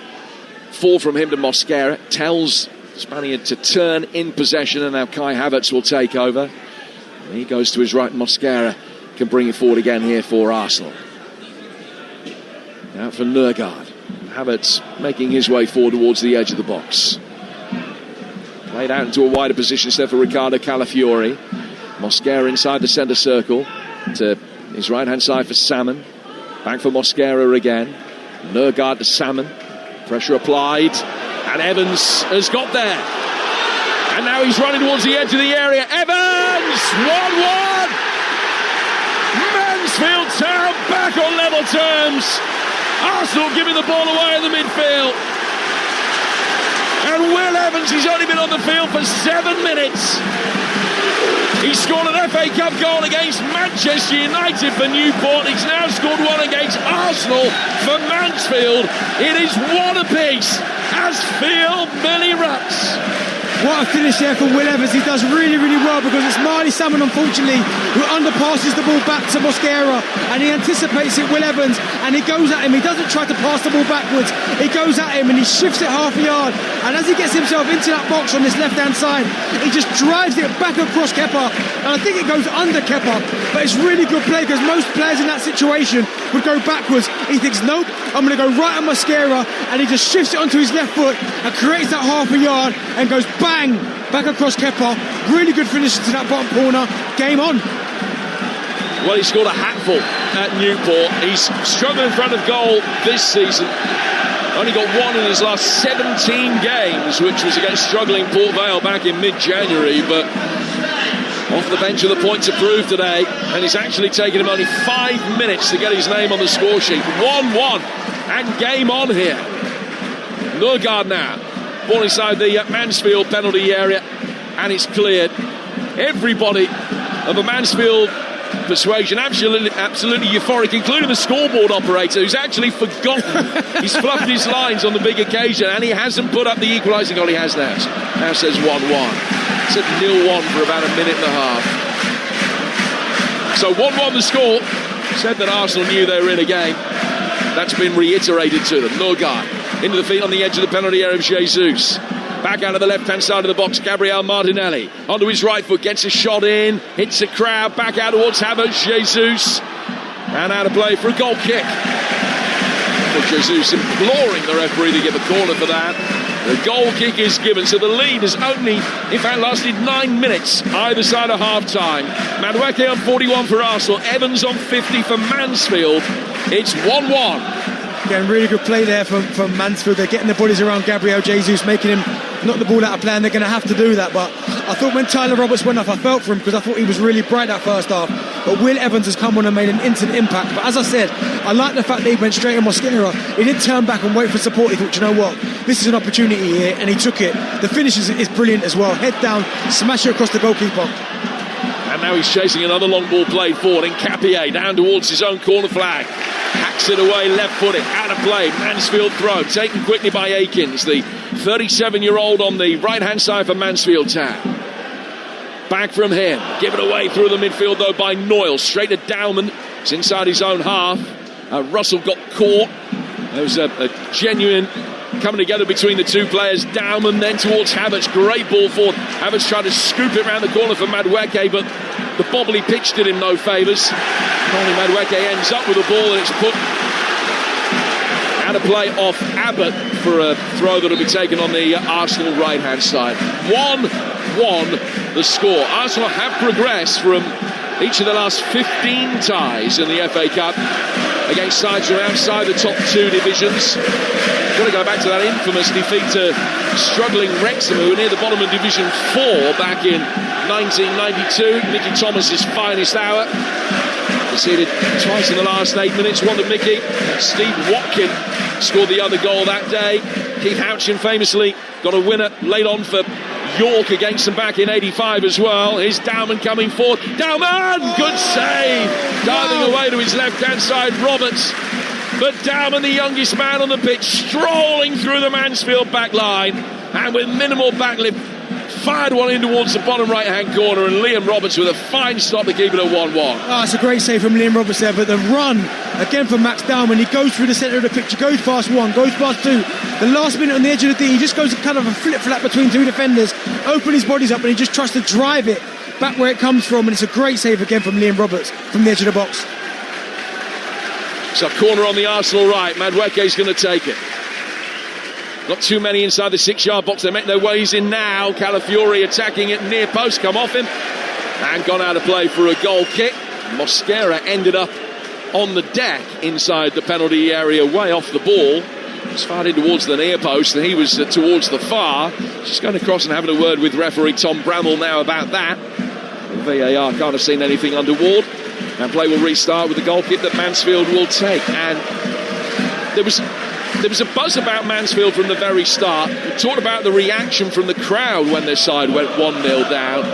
And there's just that buoyancy that is carrying this side through. Remember, struggling in the league. In the bottom 8 or 9 of League One. But giving a good account of themselves here.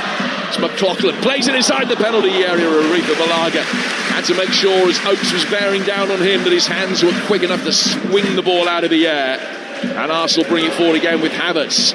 Gets it away from Reed. Helped on by Jesus, but nowhere in particular. And Blake Tracy runs round it for Mansfield. And goes back for Deji Oshilaja, who will be able to clear. He has played in round 5 before. There aren't many in this Mansfield team that have.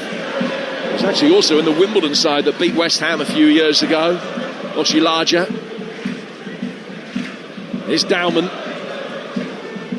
Dowman comes down to the right-hand side for Marley Salmon. 10 minutes of the second half gone. And the free kick has given Arsenal's way for a push by McLaughlin on Madueke, and an angry reaction from him as McLaughlin attempted to apologise. Madueke wasn't having anything of it, thought it was too cynical. It's a free kick to Arsenal. Yeah, I mean, he's going to expect that. He's got to expect that, because Mansfield are in the game now, and obviously they've got themselves back into it. Every little challenge, every little niggle, every single push, they're going to be in Arsenal's faces, and Arsenal have got to kind of weather this storm. I know Mansfield haven't had an opportunity since the goal, but they're certainly making it uncomfortable for Arsenal. I think for them to get through this tie, they're going to have to do that. Martinelli to take a free kick then for Arsenal, with 9 of his teammates ahead of him. He raises his right arm above his head, 4 steps towards the ball, then he knocks it square. Nkapie, back for Martinelli again. And to Nkapie once more. Player on loan from Leverkusen. Arsenal's Champions League opponents on Tuesday night. Game that you can hear live on Talksport 2. He's just played it forward towards Norgard. But Calafiori in space on the Arsenal left. Norgard surveying his options. George Abbott comes towards the ball. It's slipped to the right-hand side for Nkapia.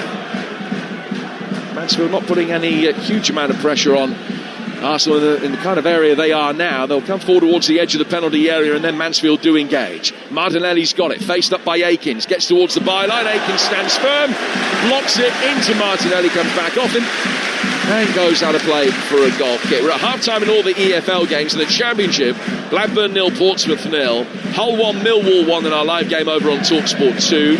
In League 1, the big game at the top, 0-0 between Cardiff and Lincoln. Huddersfield being held at home by Rotherham 0-0. League 2, leaders Bromley 1-1 at Grimsby, and Salford 2 up at home to Barnet. And as we've been hearing from Angelina, it's England 1, Iceland 0 in the Women's World Cup qualifiers at the City Ground.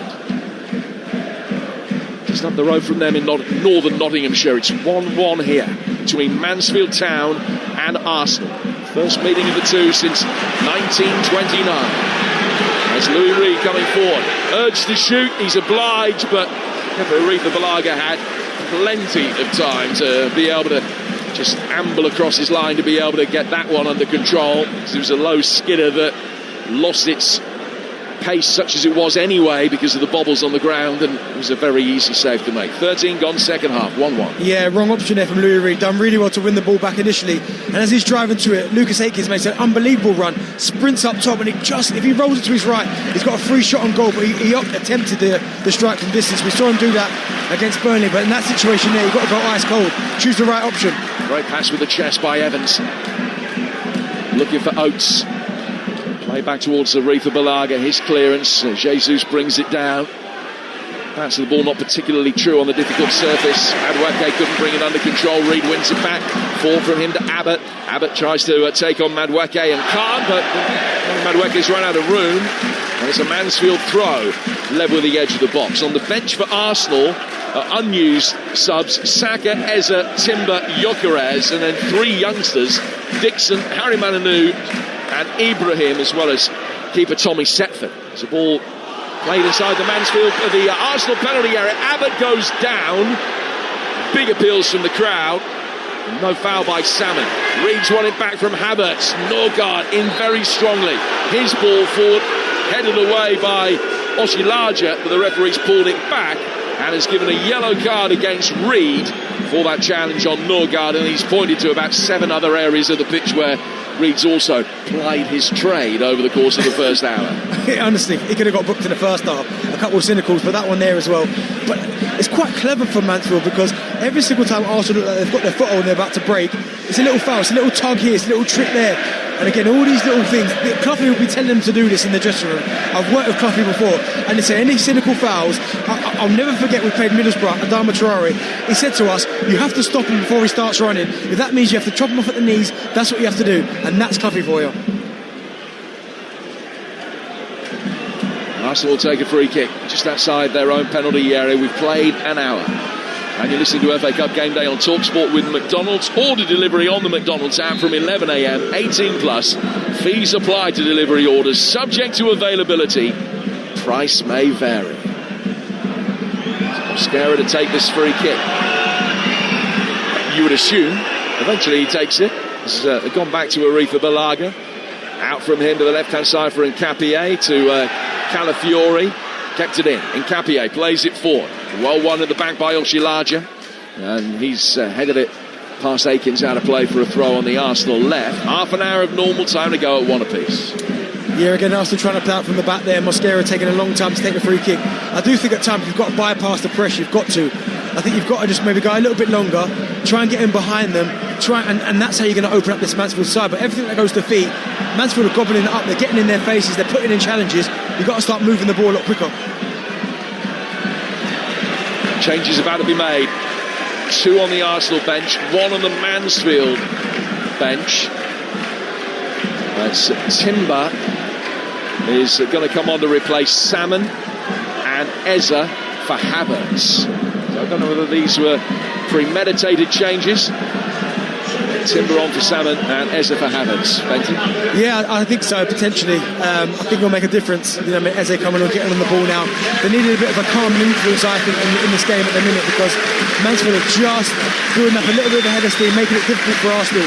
You need someone like an Eze who can get his foot on the ball, see a pass, create something, and just calm everyone down. Mansfield change Aaron Lewis on for the highly impressive George Abbott.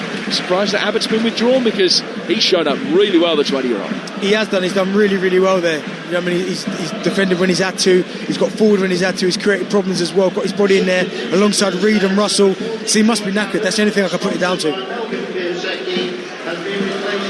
9,260 the crowd here at the One Call Stadium today. 1,500 of those from Arsenal, just a few dozen more than that.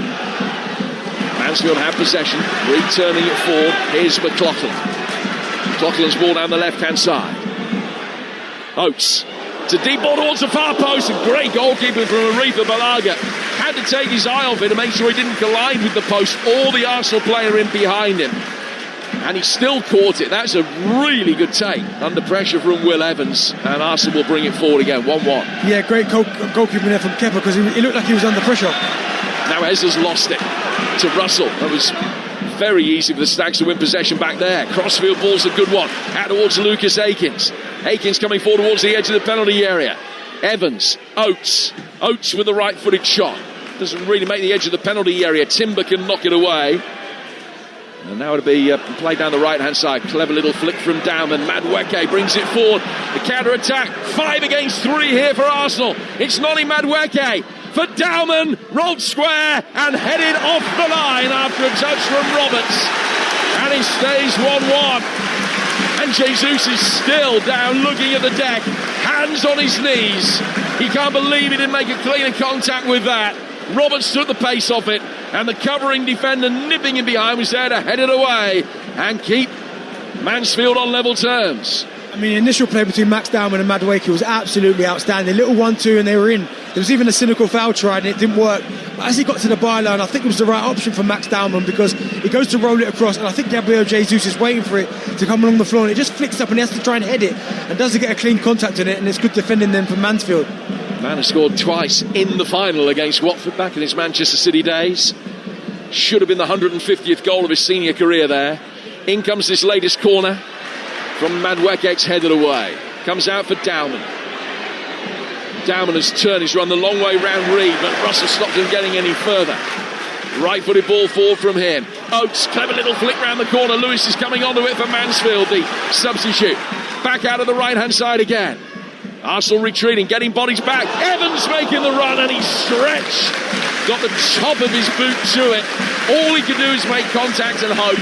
And he didn't get the contact he wanted. He's just dribbled through towards Aretha Balaga, but it's a great run and a fine delivery to find it.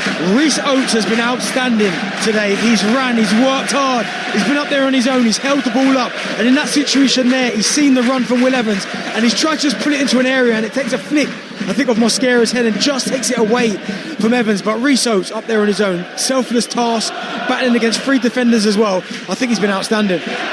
Yeah, a player that missed most of last season through injury and was really missed as well by the Stags. 9 goals he scored this season, but has played a major part here. So difficult to deal with. 4 from Calafiori for Arsenal. Eze gliding forward, left-hand side of the penalty area. Martinelli tries to play it in. It's blocked easily, cleared by Russell. 4 from Russell again. Locked up at the back by Nkapie. Timber down towards Noni Madueke. Madueke a couple of yards in from the right-hand side. Mansfield 1, Arsenal 1. Arsenal took the lead in the first half. And Mansfield equalised 5 minutes into the second. Now Eze, right-footed, blasts it into the top right-hand corner. And Arsenal are back ahead. And the man who scored the winner in the FA Cup final last season has just scored an absolute howitzer howitzer from distance here for Arsenal to give them a 2-1 lead and restore their advantage. Wow, what a finish from Eze. I mean, again, they worked it really, really well. It's Norgard on the edge of the box who just turns and gives it into Eze. And with one little shift on the D, he shifts it from left to right. He just opens his body out, he holds the defender off, and he doesn't think about being cute or clever. He just goes bang, and it flies into this near top corner. It's an unbelievable strike. And I thought when they brought him on, he'd be the difference in terms of giving him the ball, that calm, that composure, seeing the right pass, the right option, and there he just shifts it and just finishes it off with a plum. What a finish. Well, they found one equaliser, Mansfield, they need another. That was a superb goal from Berechi Eze, and it's 2-1. It's his 8th Arsenal goal.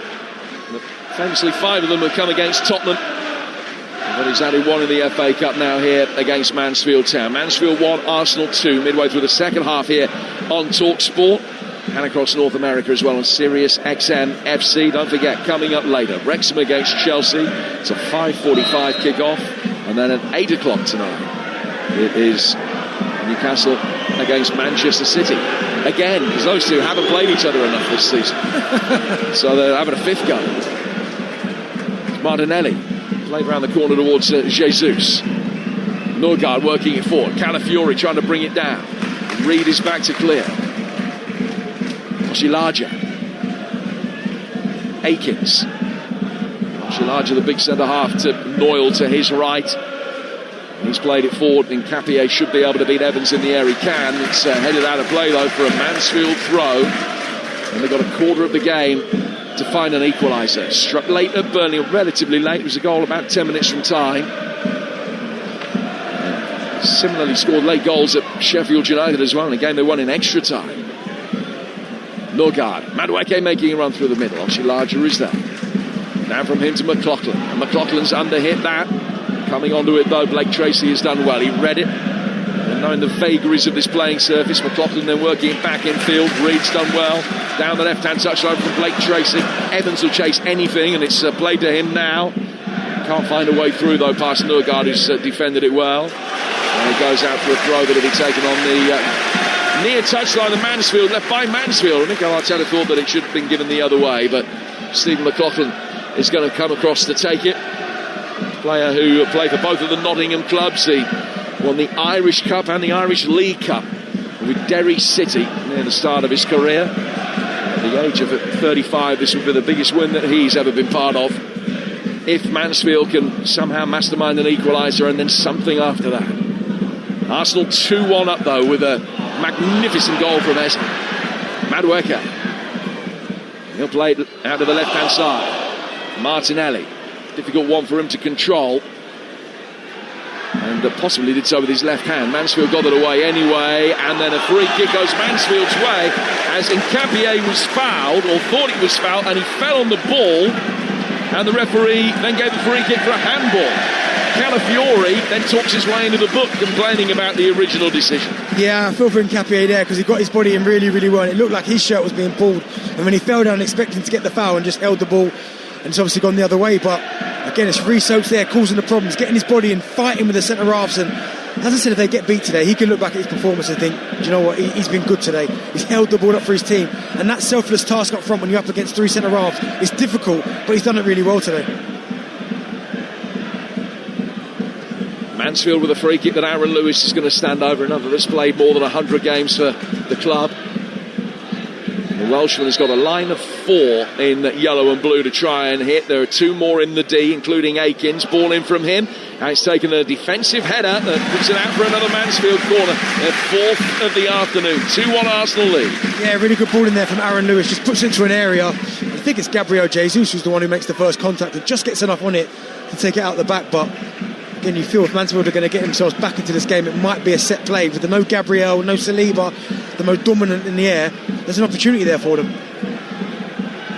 Lewis to take a corner on the Mansfield left.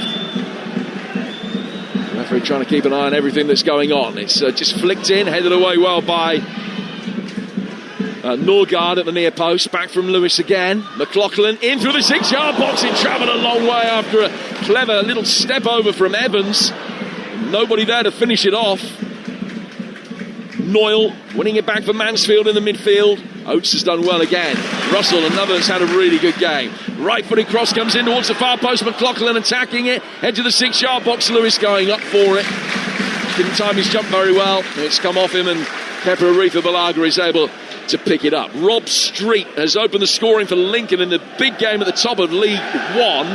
And Lincoln, the new leaders of League One, with a 1-0 advantage at Cardiff. They're 2 points clear of the Bluebirds with 11 games to go if they can hang on there. Cardiff 0, Lincoln 1, as Lincoln look to get back into the top 2 divisions of English football for the first time in an eternity. Here's Timber on the Arsenal right.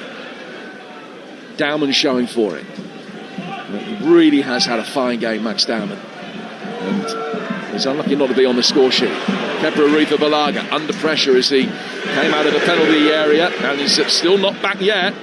Ball fell for Fraser Blake-Tracy, who was urged to shoot, couldn't get himself into a position to do that from halfway. So he recycles it out towards the right-hand side for Noyle. Noyle to Evans, into the feet of Reed. Actually, Larger drops back and shows for the ball near the edge of his own D. Played out again then down the Mansfield right, where Evans will chase after it. He's taking on Nkapié, who's back-heeled it away. Out for another Mansfield Town throw with 17 to go. 2-1 to Arsenal. Yeah, you've got Will Evans up there and certainly Oates, as we spoke about, working really hard for the team, putting their bodies on the line, making selfless runs into the channels as well, making Nkapié and Calafiori uncomfortable. They're going to have to do that. I think since the goal, the second goal, I think Mansfield have reacted really well. Yeah, it was close there when they broke Arsenal, but since then, Mansfield have really caused them problems, trying to make them answer questions. Lewis has got a good long throw on him. It's beaten Calafiori at the near post. Scarra covering in behind, gets it clear. Volley back by Oshilaja. Well, kind of back, more up than back as it turned out, but it's just given Lewis something to fight over on that far side. He's lost out. Eza playing it forward. Arsenal, when they can spring the counter, do so with real pace. Madwake with a great run. McLaughlin with a challenge, forces him wide and stops him getting a shot in. Madwake still has it down towards the corner flag. He's brought it back towards Berici Eza, who at the moment is the match winner. Back from him to Martinelli, to Calafiori. Coming through the centre circle is Piero Nkapié. Nkapié nudging it forward towards Timber, didn't get there. And Blake-Tracy puts his foot through it to clear. Arrizabalaga volleys it straight back. Calafiori with another touch before the ball hit the ground, and then Eza coming to meet it. Just gave Lewis a shove, put him on the deck, and it's a free kick, and Eza's going to get a yellow card. Possibly for his reaction rather than the initial challenge. But it's a free kick to Mansfield on halfway, and Eza's in the book. Yeah, I think it's more petulance than anything for that from Eze, because it wasn't a challenge that warranted a yellow card. But I just think Arsenal know situations when they're breaking with 2, 3, 4 players. They haven't been clinical enough. There's been times it's been 4v2, 4v1, and they just haven't chosen the right option, whether it be the finish or the pass, and they're kind of Fury going down. And you can hear the boos from the Mansfield supporters. Ricardo Calafiori down and in need of a little bit of treatment just outside his own penalty area, which gives me the opportunity to remind you of Arsenal's Champions League game coming up Wednesday night, 5:45 on Talksport 2. Leverkusen against Arsenal later that night. Real Madrid, Manchester City on Talksport, and PSG Chelsea on Talksport 2. That really is some night of action. Arsenal, Man City and Chelsea all away from home in the Champions League. We've got every game covered for you. Arsenal at Leverkusen, 5:45, Talksport 2. Prior to that, Tuesday night, Spurs also in Madrid, away to Atletico. It's an 8 o'clock kickoff. It follows Galatasaray, Liverpool, 5:45 start on Talksport 2. And the FA Cup action continues. Wrexham, Chelsea, and Newcastle against Manchester City later tonight, 5:45 and 8 o'clock respectively, right here. But following us, Game Day Live with Adrian Durham. All the goals as they go in from the EFL and the Scottish Premiership, including Bristol City, Coventry, Sheffield United, West Brom, and Ipswich, Leicester, which is live for you on Talksport 2 later this afternoon at 3 o'clock. More live football than anybody else, all via the Talksport app. Well, a change is going to be made here for Arsenal, who are going to be taking Calafiori off, and we're going to see a debut for Jayden Dixon, an 18-year-old who can play at centre-half or full-back. And they signed him from Stoke last month, a largely unheralded deal. He did make 6 first-team appearances for Stoke last season. So he comes on, and the other change sees Saka replacing Dowman. Not a bad change up. No, not bad. You just bring Saka off the bench, but Max Dowman, I mean, he has been Arsenal head and shoulders above any other Arsenal player on the pitch. He's been absolutely superb. And then you're the fullback and you see Max Dowman go off and you think, I get a breathe in, and you see Saka come on. Nkapie coming forward, and he's gone down holding his face. Lucas Akins, the Mansfield player involved, gets a yellow card. Just caught him with a flailing arm. Really interesting to see how Arsenal lined up, because Dixon, as I mentioned, playing at centre-half or at right-back, has slotted in on the right-hand side to start with, wearing 52. Real shock of dark hair. The 18-year-old, one of 3 18-year-olds on the bench, and making his Gunners debut only 6 weeks or so after signing from Stoke. He's lost out, actually, to McLaughlin. And Oates will be able to bring it forward. Oates trying to get past Mosquera. Checks back inside. Was he brought down? Referee having a long, hard look at it, gives a corner. I think he's going down already. I think he initiates the contact and he's waiting for it, because he almost tries to Cruyff turn back inside the box. And I think Mosquera's almost waiting for it, and he initiates the contact. But I think in the end it's a good challenge for Mosquera. A really, really good challenge. Just stays on his feet, doesn't go to ground too early. I think Reece Oates there trying to con the ref. Another Mansfield corner. It's their 5th.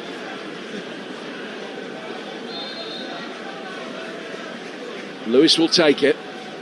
Every Mansfield player is making a run from deep here. No one in the 6-yard box. Now they make their ways in, but there was not enough height on the delivery. It's a really disappointing one from Aaron Lewis.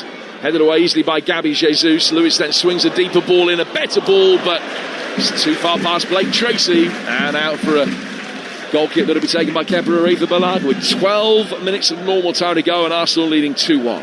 Yeah, I didn't think that was the worst ball in the world there. Certainly, I thought he put Aaron Lewis into a really good area, into that back post. But it's about now Arsenal, can they see the game out? You've got more than enough attacking talent on the pitch when you look at Saka, Gabriel Jesus, Martinelli and Madueke and Eze. I mean, they need to go and get the 3rd goal, because they make it more comfortable for themselves. Mansfield's last tie against Premier League opposition here. A 2-1 home defeat. They were a non-league side at the time, beaten by Liverpool with a contentious Luis Suarez goal that day. Also reached round 5 back in the 50s when they lost at Blackpool, in the early 70s, beaten at Leeds, then by Carlisle in the Cumbrians' one season of top-flight football in their history. Are they going to be beaten here by Arsenal as well? They are not going down without a fight. They will get a standing ovation whatever happens from here. Here's McLaughlin making his way forward inside the penalty area, and the referee has given a free kick Arsenal's way, and he's going to book him for diving. Jayden Dixon, the Arsenal defender, involved, and McLaughlin, who is saying that he needs treatment for a leg injury, is in the book for diving. I mean, at first glance I thought maybe there was a little bit of contact there. I wouldn't have said it was a dive. There was certainly body-to-body contact, so I mean, a yellow card I think is a little bit harsh, but I don't think it's a difficult one, that, because I'd have to look at that again, but I thought there was contact there. It certainly weren't a dive. Yeah, it doesn't have to be one or the other. Nigel Clough not looking particularly happy with that. He's in consultation with his trusted right-hand man Andy Garner, who comes to the edge of the technical area now in a menacing style, looking at the referee. A yellow card for McLaughlin. We've got 10 minutes to go. It's 2-1 to Arsenal. That's a push by Jesus, and the free kick goes Mansfield's way, midway between the edge of their own penalty area and halfway. 2 more coming off the Mansfield bench. Another one of the Tottenham loanees. It's Oliver Iro, who will come on for his FA Cup debut. And the other player is going to be Victor Adeboyejo. So a double change being made. And a big ovation for both Oates and McLaughlin as they depart the scene. I mean, Oates has been tremendous. Yeah, he's been absolutely outstanding. Up there again, as I've spoke about throughout the game, having to do all that hard work where you're backing into defenders, making runs into the channels, knowing you're not going to get much opportunities. But I think everything he's done today, he's done really, really well, and he can be proud of his performance. Liam Roberts with the ball forward. And Arsenal can mop that up in their left-back position with Martinelli's just there. Norgard clears forward past Jesus. Chilachi's got it back again at the back for Mansfield. Poked through the midfield for Lewis. Now towards Noyle. Noyle to Reed. Reed side-footing it forward, and it's given away by Lewis very cheekily. Arsenal winning it back, but first touch went back from Martinelli towards Ezra, and he in turn goes back for Kepa. You listen to FA Cup Game Day on Talksport with McDonald's. Order delivery on the McDonald's app from 11 a.m, 18 plus. Fees apply to delivery orders subject to availability. Price may vary. And don't forget, for all of the football that's coming up that we've talked about, small matter at Cheltenham over the next week or so. And if you're going to play, the very best of luck to you. Flat caps are on, the tweeds out, the Cheltenham Roar ready to be unleashed. The breakfast with Alan Brazil and his stablemates Ray Parler, Dean Saunders and Gabby Agbonlahor, who will all be there through the course of the week. Harry Redknapp involved as well, and commentary of 5 races every day. It's always a superb listen. Oh, Rupert Bell and his team do it on Talksport. Arsenal bring it forward here, looking to make the game safe. Saka, still going, good save. Roberts got his right foot to it to be able to kick it away. Back it comes from Timber. Eza doesn't bounce particularly kindly for him, but he's still got it. Timber playing it back in. Right-footed ball is hooked away from inside his penalty area by Kyle Noyle. And towards Eza again. Another goal for Arsenal with 7 minutes to go. And they are safely through to the quarterfinals in the draw, which will be at 7:05 on Monday night on Talksport. At the moment, Mansfield still with an opportunity. They'll feel that they deserve to get this to extra time. Jesus waiting, turning and blasting it high over the bar. That is some save from Liam Roberts, because Saka does everything right. The right run from the pass from Madueke, he gets himself into the penalty box where he can't be touched, and at the last minute he almost opens up his body and tries to find that far left-hand corner, and I think it's a toe from Liam Roberts as he just sticks his leg out and it just takes it away from the goal. It's a really, really good save. He's another one who's played really well. Yeah, had a horrible FA Cup 5th round tie last year, you'll remember, playing for Millwall at Palace. Sent off for a really high challenge outside the box inside the opening 6-7 minutes or so. Yeah. 12 months on. Was that Mateta? Yes, it was, yeah. Yeah, and Mateta was out for a while as a result of that. And 12 months on, he's had a fine game. And his old club, Millwall, right on cue, have just taken the lead at Hull in that game over on Talksport 2 at the top of the Championship. Millwall will be back up to 3rd if they can hold on. 2-1 they lead. They've got 20 minutes to go in that game. We've got 6 plus extra time here, or 6 plus stoppage time more correctly, and potentially extra time. Aretha Balaga, the ball at his feet inside his penalty area, plays it forward towards Saka, now to Nkapie. Nkapie's ball to Berichi Eza coming forward up the left-hand side. Elsewhere in the EFL, Blackburn against Portsmouth still 0-0. Lincoln goal up at Cardiff. Huddersfield Rotherham's goalless as well. League 2, Salford 2, Barnet 0, Grimsby 1, Bromley 1. So it's as you were at half-time in every game with the exception of that Hull Millwall match, live right now over on Talksport 2. Here on Talksport with Jim Bradford and Darren Bent talking through the action. It's still 2-1 to Arsenal. Ball at the feet of Timber. Little reverse ball into the edge of the penalty area for Jesus. Tried to get it back for Timber and couldn't. Missed Saka as well. Forward comes Oliver Iro, and he's lost it. Trying to bludgeon his way through the midfield. Dixon gets it forward for Madueke for Arsenal. Saka laying it back for Madueke again. Feigned to shoot on the edge of the penalty area, but pulled it back for Christian Norgard instead. Martinelli tries to tuck it around the corner for Saka. It's clear. Evans fighting for everything. Iro lets it run. Reed chipping it forward. Here's Adebayo, the former Bolton striker. He's done well in possession there. Then work down the left-hand side of the midfield for Reed. Louis Reed with a reverse ball for the run of Lewis, who stumbled as he tried to bring it under control, which made it a lot easier for Mosquera to deal with and bring it away. Yeah, it was unlucky that Lewis, he went to ground a little bit early because I felt he didn't have the pace to get up and really go past Mosquera. But again, it was a good opportunity there for Mansfield to get men forward, because you can see now by the body language they're knackered. They've worked so hard today.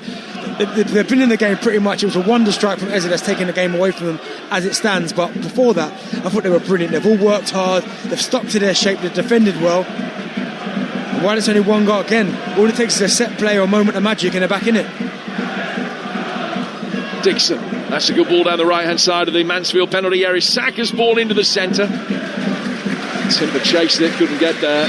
It's out of play for a throw, and another change for Mansfield. We'll see Noyle come off, and some minutes for Welsh centre-half Elliot Hewitt, who will come on to replace him. That's Mansfield's final change. That is a deserved round of applause for Kyle Noyle as he leaves the field. So Noyle off, Hewitt on.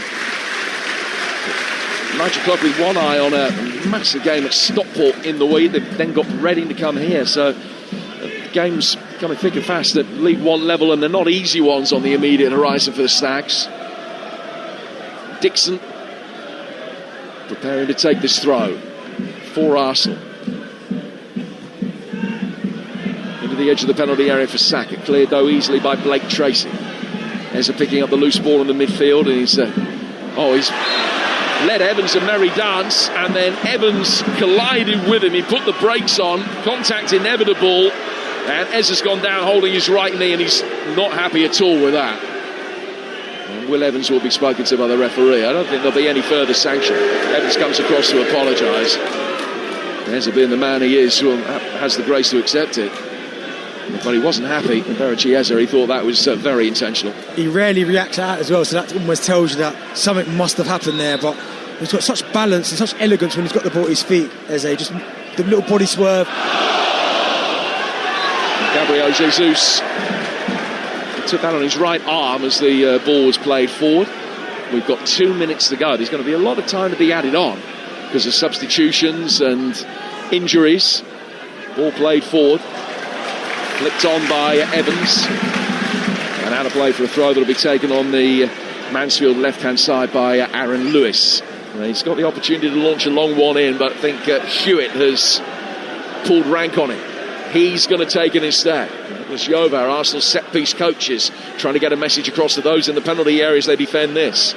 It's a long throw from Hewitt, spun in towards the edge of the 6-yard box, well won in the air by Mosquera, and also get the second touch as well, and the third as it comes out of the sky and finds Martinelli with a long diagonal ball. Madueke trying to get on the end of that. It was a wonderful pass to find him, and he'll take on Hewitt. He's inside the penalty area, and he wins the corner off the retreating Fraser Blake Tracy. Yeah, great ball there for Martinelli on the counter-attack, and then the touch from Madueke on the run to just almost shift his body to go back towards the byline was magnificent. And in the last minute, I think he's tried to pick out Gabriel Jesus, who's at that back post unmarked, but again, good defending there for Mansfield. Dom Jeffries doubles Lincoln's lead at Cardiff. What a win that's going to be for them. Cardiff 0, Lincoln 2. Corner here in the 90th minute. Mansfield 1, Arsenal 2. Sarah gets its first outing of the day from the Arsenal supporters away to our left-hand side. The 1,560 that have made the journey north. Corner work short. Madueke! And it's still travelling. Danger for the cameraman behind that corner flag. He's okay. Yeah, no, and I think we've seen a lot of that from Arsenal today. They've got into the final third to create some really good opportunities, but haven't been clinical enough. Whether it be Madueke or Dauman when he was on, Martinelli, Gabriel Jesus, they've had the opportunity there to really win this game more comfortably than 2-1 suggests, but just lacklustre finishing. Throw to be taken down by the corner flag by Hewitt. Good distance on it down the touchline as we go into 6 added minutes. And here's Adebayo taking on Mosquera and Nkapie. And Nkapie has got his body between Adebayo and the ball. It's really good defending. Then he elected to play it. And Adebayo's momentum meant that any contact off him would go out of play for a goal kick. Good defending by Nkapie. 5.5 minutes of stoppage time to go. Well, Mansfield have made a better fist of this than Portsmouth and Wigan were able to in rounds 3 and 4 respectively. Arsenal going on with every chance that we're going to see an all-Premier League quarter-final lineup. By no means guaranteed, of course, but Southampton in action at Fulham tomorrow will fancy their chances. Wrexham certainly will feel that they've got a an opportunity against Chelsea today. The draw will be made 7:05 Monday night. Mansfield bringing it forward, searching an equaliser with Russell. Ezra's lost out. It's Lewis almost able to get the ball to his left-hand side for Iro, but it hit the youngster Dixon, and Arsenal can bring it away with Saka, who is fouled, and it's going to be another yellow card. This one is shown to Lewis. Another goal at the City Ground for Angelina Kelly. It's England 2, Iceland 0, a goal for Georgia Stanway. Bronze delivers a great ball into the box on the right-hand side, straight to the feet of Stanway, who was waiting in the 6-yard box to fire it into the back of the net. England 2, Iceland 0. So 2-0 there. 2-1 at Millwall in our big game live over on Talksport 2. Big chance for Millwall. In fact, they've just gone 3-1 at Hull 1, Millwall 3 there. Here it's Mansfield 1, Arsenal 2. 4 minutes of added time still to play. Urian Timber playing at left back, in possession for Arsenal. Back from him to Eza. Inside his own penalty area is Kepa Arrizabalaga.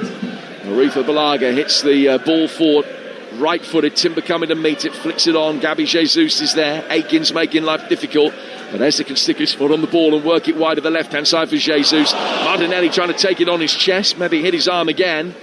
And Mansfield can bring it away at the back. They've got to get it forward quite quickly, though. As Darren's been saying, they're visibly tiring. This man still looks relatively fresh. It's Will Evans driving forward. Dixon did enough to allow Mosquera to come up and mop up, but it's out of play for a throw, and Hewitt will trot across to take it. Yeah, really good play there again from Mansfield. They're still going to the very, very end. And of course, he must have a long, long throw. He's going to drop this right on that penalty spot again. It's another opportunity for Mansfield to get themselves back into the cup tie. 3.5 minutes to go. Mansfield 1, Arsenal 2. It's been a great game. Hewitt to take this throw. Hurled it towards the near post. Pushing and shoving going on. It's a Mansfield flick. Mansfield second touch. And then Iro headed it towards goal. Aretha Balaga can make a comfortable stop as he dived to his left. Just couldn't generate the power. It was a bit of a lofty headed back towards him. And he tried to turn his body, but because he was falling away, he couldn't quite get the power on the header to really have a good go at Kepa. Arsenal bring it forward with Norgard. Another goal now kills Mansfield off. But Norgard's ball wasn't the best. And Reed has come back and been able to gobble up the pass. Aikens to his right. Adebayojo making a run ahead of him. Another long run through the middle comes from Evans. Dixon heads the crossfield ball away. Out for another throw that Blake Tracy will take. Handed the ball by the fourth official. He's throwing it back for Oshilaja. Now Reed. Louis Reed to his left, the Mansfield captain for Oshilaja again, to Russell, to Reed, putting his foot through it. Aikens making a run from the centre out towards the right-hand side. He's got Hewitt coming forward in support for him. Back in field for Lucas Aikens again. 2 minutes to go. We're in 90 plus 5. 2-1 Arsenal lead. An absolute peach of a goal from Eza. Looks like it's going to win it. Ball forward headed away by Timber. And it drops on the Arsenal left. Martinelli poking it, force another Arsenal attack. 3 against 2. Saka coming forward towards the edge of the penalty area. Still he goes, Martinelli to his left. And he's put it across the face of goal. And only narrowly wide. And Iro, who was retreating, did really well to make sure that he didn't inadvertently touch that in. 90 seconds to go. Mansfield still with a puncher's chance of extra time. And that's what I'm talking about. Arsenal break there 4v2 and they choose the wrong option again. It's good play from Saka initially to go down that outside. But the last little bit for Martinelli, can he pick someone else? And he hits the only area in the box where no one is. And Arsenal have had too many of them today. Forward from Reed. John Russell. Former Huddersfield man in behind Evans, who let it run, but he went straight through to Madueke and not to Iro. And Madueke will turn and play in Dixon. And Dixon, it looked as though he's just going to play the percentage ball up the line. He actually then turned back in and ends up getting a throw out of it. And by the time they've taken that throw, it'll probably only be 30 seconds or so to go. Arsenal 2-1 up. Mansfield, as they did against Liverpool here some 13 years ago, giving a great account of themselves, but seemingly in a losing course.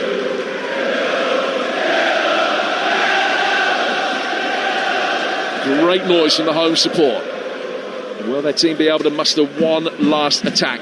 Doesn't look likely. Nkapie in possession for Arsenal. Timber's got Martinelli making a run up the left-hand touchline.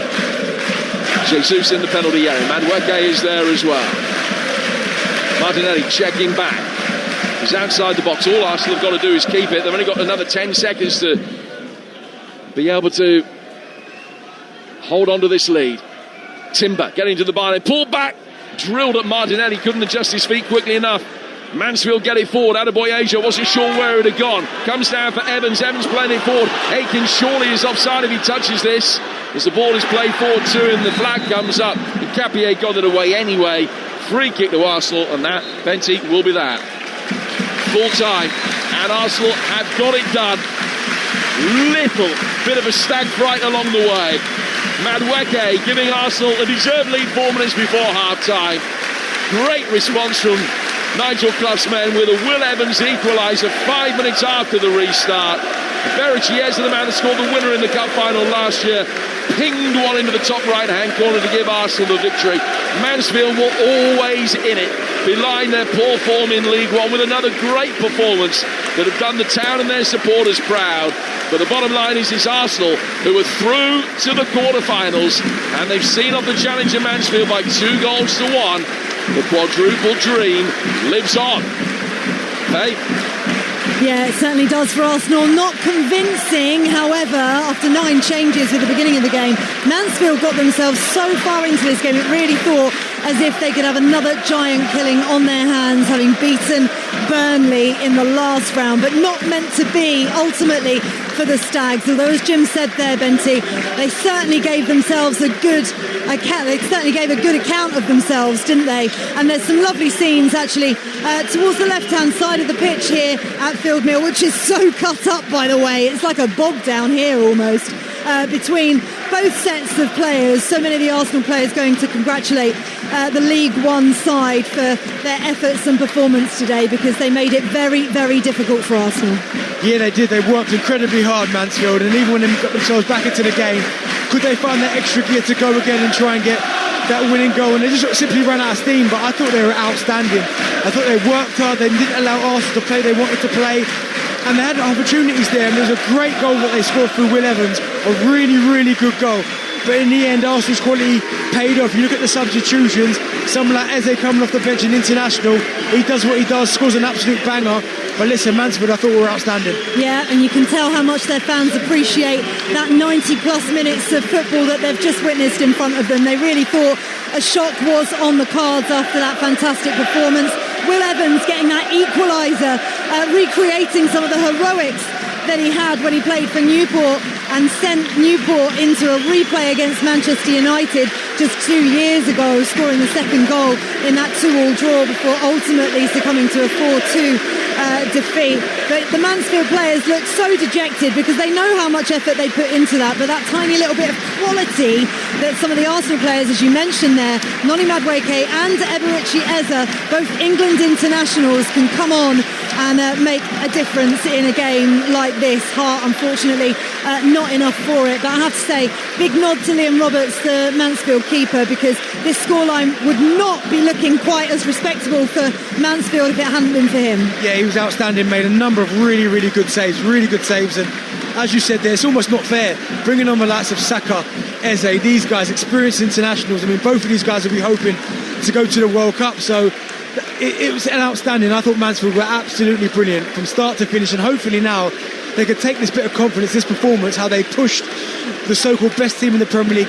They went for 90 minutes, they pushed and pushed and pushed. So hopefully now they can take that confidence into their next league game. And just watching them waving at some of their friends and family up in the stand, ultimately we didn't get that phone call for Lewis Reed to have to leave the pitch with his partner pregnant, and Nigel Clough telling us pre-match that they would hook him straight away if they got the phone call saying she'd go into labour. Baby is not here just yet, and ultimately wouldn't have mattered for him. Unfortunately didn't get on the score sheet this time after scoring that fantastic free kick in the round before. But the quality of Arsenal showed out in the end. Darren, it's been an absolute pleasure to have your company. Jim Proudfoot as well, thank you so much for your fantastic commentary as always. Unfortunately no shock here at Field Mill, but they have certainly won a few hearts over here at Mansfield Town. Attention turns to them back to league action, trying to stay in League One, and they face Reading on Tuesday night. Arsenal, on the other hand, have a round of 16 tie against Leverkusen, which is live on Talksport 2 on Wednesday night. We've got so much more FA Cup action.